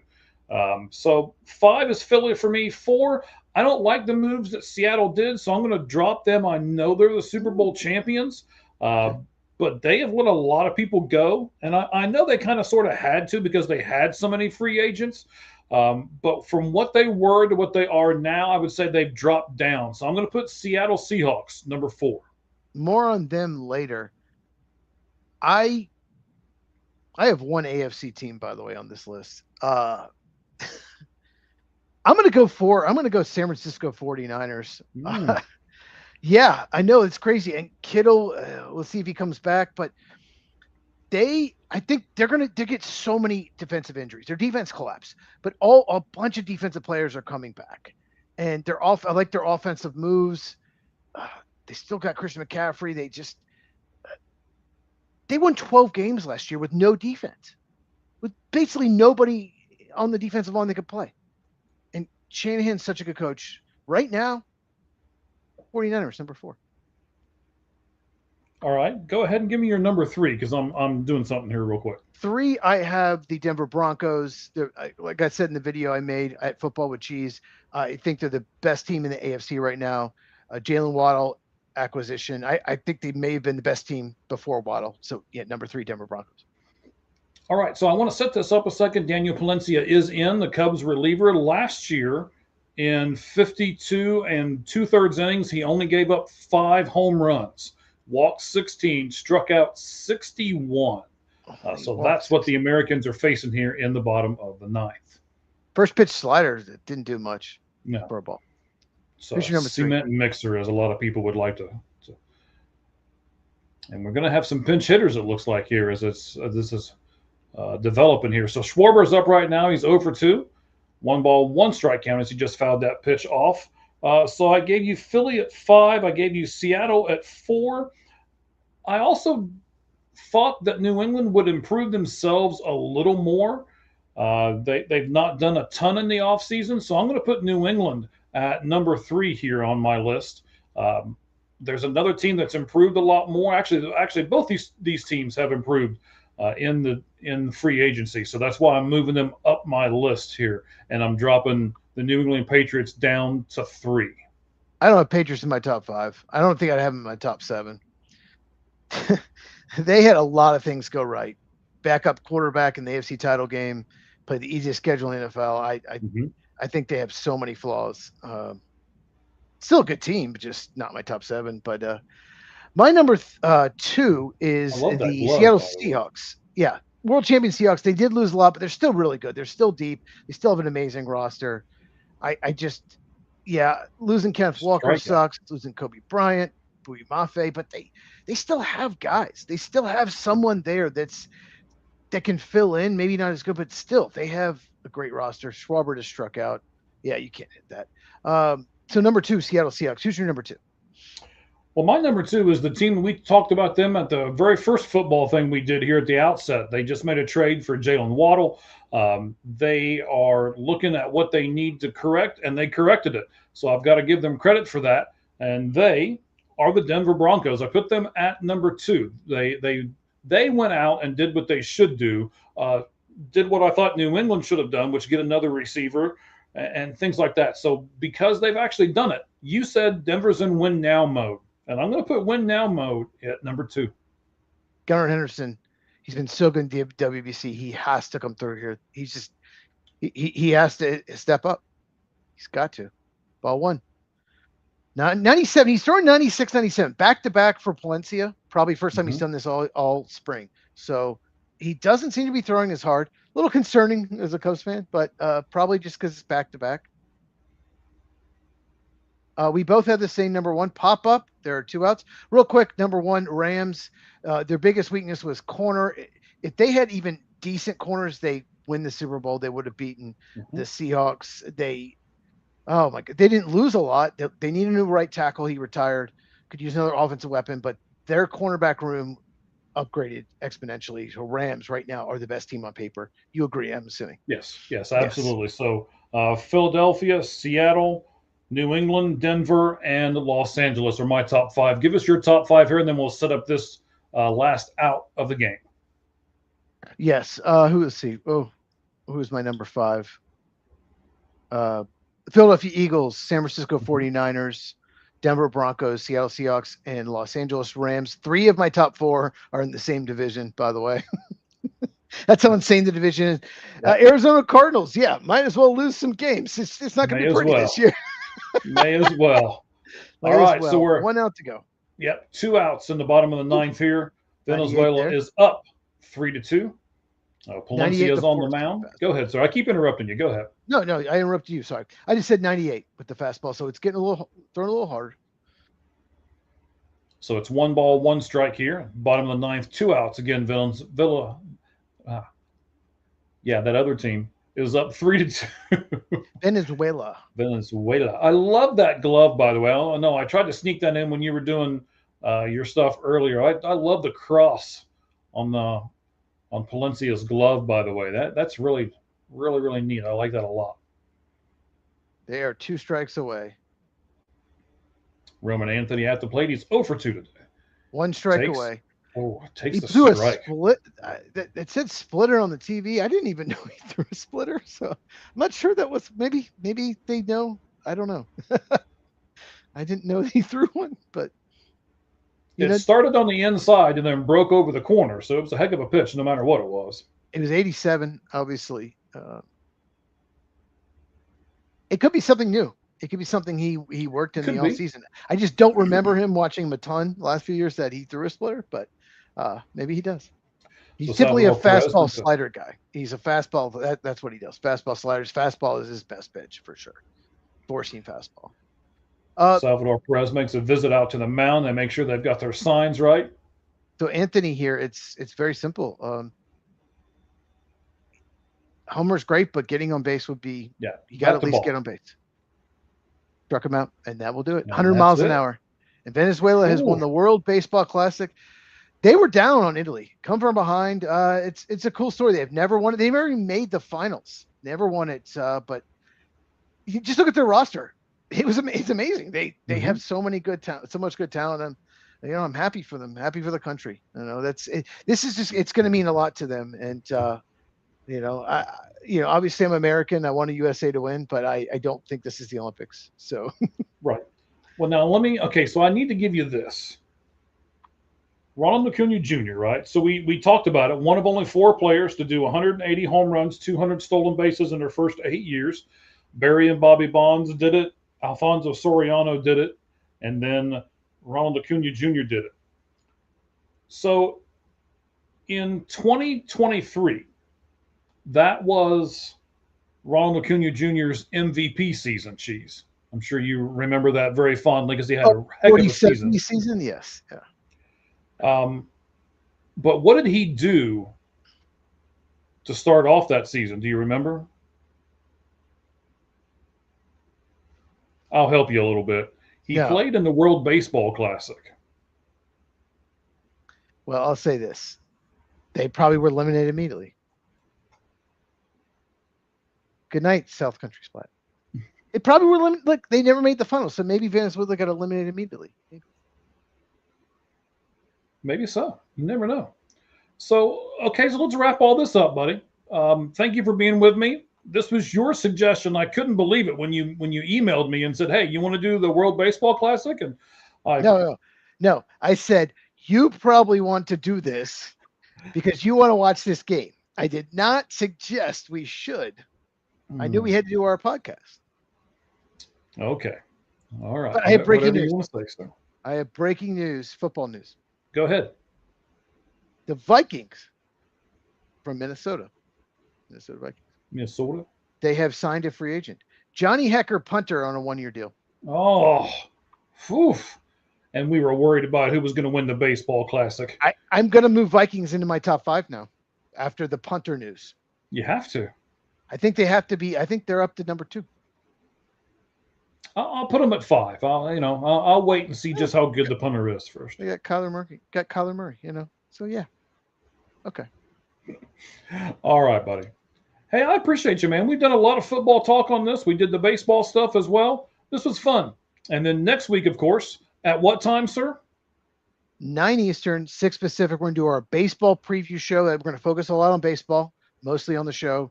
And we'll do like I said, we'll pick our division winners, we'll pick playoffs, and all the awards. So it's a big time baseball show. So if you are a big baseball fan, make sure you check us out. Follow us on all of it. All gloves off SM. That's correct, right? Yep, that's the Twitter handle. Yes, It's Twitter handle. Mine is Football Cheese. Football and CHEZ. My YouTube is at Football with Cheese, and your YouTube is it is All Gloves Off Sports Media. Sports Media instead of SM. Yes. So make sure you follow us. Baseball show next week. Can't wait for our predictions. Of course, they will be very different. Of course they will. Yes. NL Central should be interesting. Follow me on X. You're going to get a lot of stuff tomorrow. I'm going to do 2 spring training games. Reds at Rockies, and then I can't remember who the second game is tomorrow night, but I'm doing 2. So you'll get some updates from them, some pictures, and hopefully I can get some autographs. That'll be fantastic. You love autographs. You love spring training. This is Mike's time to shine. He loves the month of March. I like the month of April because that's NFL draft. That's my month. This is Mike's month. Next month will be my month. All right. We'll just take turns. Yeah, there you go. All right, buddy. Hey, I appreciate you. Thank you very much for coming on board with us, and thank all of our fans for doing the same thing. We appreciate you sticking around almost 3 hours here for the Lights Out Sports podcast of the World Baseball Classic Finals, as we did the watch along where Venezuela comes out on top and beats the United States team 3-2. Anything you want to add to the end, sir? No, not a thing. What are you doing this week? What videos we got coming out on? So if nothing crazy happens, my next video will be about the Los Angeles Chargers and how disappointed their fans are that they didn't be more aggressive in free agency. And I have a theory as to why. So I think it's a plan. I don't think it's just we're cheap. So that is the next video, unless something crazy happens, another crazy trade. That was supposed to be the video today. So that is my next video, but lots of draft stuff coming, rankings, prospect breakdowns, all of that. And like I said, a week from tonight, Lights Out podcast, baseball preview. Can't wait for that. I've already, started thinking about who I'm predicting. Now, you said earlier on the show that you did, the video that you did earlier today, you were asking about teams, like a team breakdown, right? If they had so many picks. Yeah. I would like to suggest something to you. Okay. You were talking about maybe doing team by team. If they have more than 5 picks in those first couple rounds, is there any team that has like a boatload of picks? The Dolphins have 7 picks in the first 3 rounds for sure. Wow. I'd have to look for the rest. After the trade, they gained 2 picks, a first and third, in the trade for Jalen Waddle. So there are more teams that have a lot of picks in the first 3 rounds. I could go as much as 4. I'm not going to do every team. That would take too long. Once I do this full time, I'd love to do that. But I'm definitely going to do the Dolphins.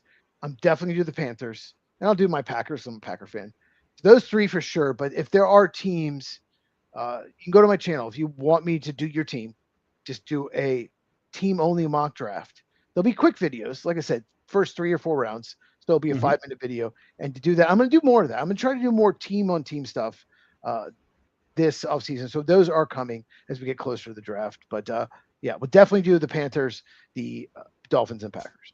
All right. So go to Football with Cheese on and YouTube. Tell him over on YouTube that you want, go represent your team, that you want your team on his channel. And I'm sure that he'll do those mock draft predictions for you. I also want to say this. Well, real quick, Browns have 2 first-round picks. Jets have 2 first-round picks. Let me know, Browns, Jets fans, if you want me to do it, I will do it. Go ahead. I would say no one cares, but okay. Last thing I want to talk about Cheese's channel, I saw it today. He now says that the Denver Broncos are the best in that half of the football division, right? In the AFC. In the AFC. Right now, they're the best team in the AFC. They literally were 3 points, a quarterback being healthy away from being in the Super Bowl. Of course they are. They just got Jalen Waddle. The defense is amazing. They have a great head coach. They have an up-and-coming quarterback who's gotten better each year, his first 2 years. Yeah, right now, the Broncos, to me, are the best team in the AFC. All right, ladies and gentlemen, if you disagree with that, go over to his video that he just did and tell him why, because he tells you why. So watch, listen, subscribe, hit the bell for notifications, and as always, ladies and gentlemen, as we bid you adieu tonight, the only thing that's fair in life is a baseball hit between the third and first base lines. One last thing I forgot. Any of those channels you want to go to, our channel, Cheese's channel, I started doing what he did. Link in the description. There's a link. Oh, all right, ladies and gentlemen. nice. Yeah, I did that we like today. links. We like links. Links in the description for both. Mike loves sausage links too. I do. I do. He does. It's still a family show, so I'm just going to smile to myself and tell everybody the only thing that's fair in life is a baseball hit between the third and the first base lines. Good evening, everyone. Congrats, Venezuela.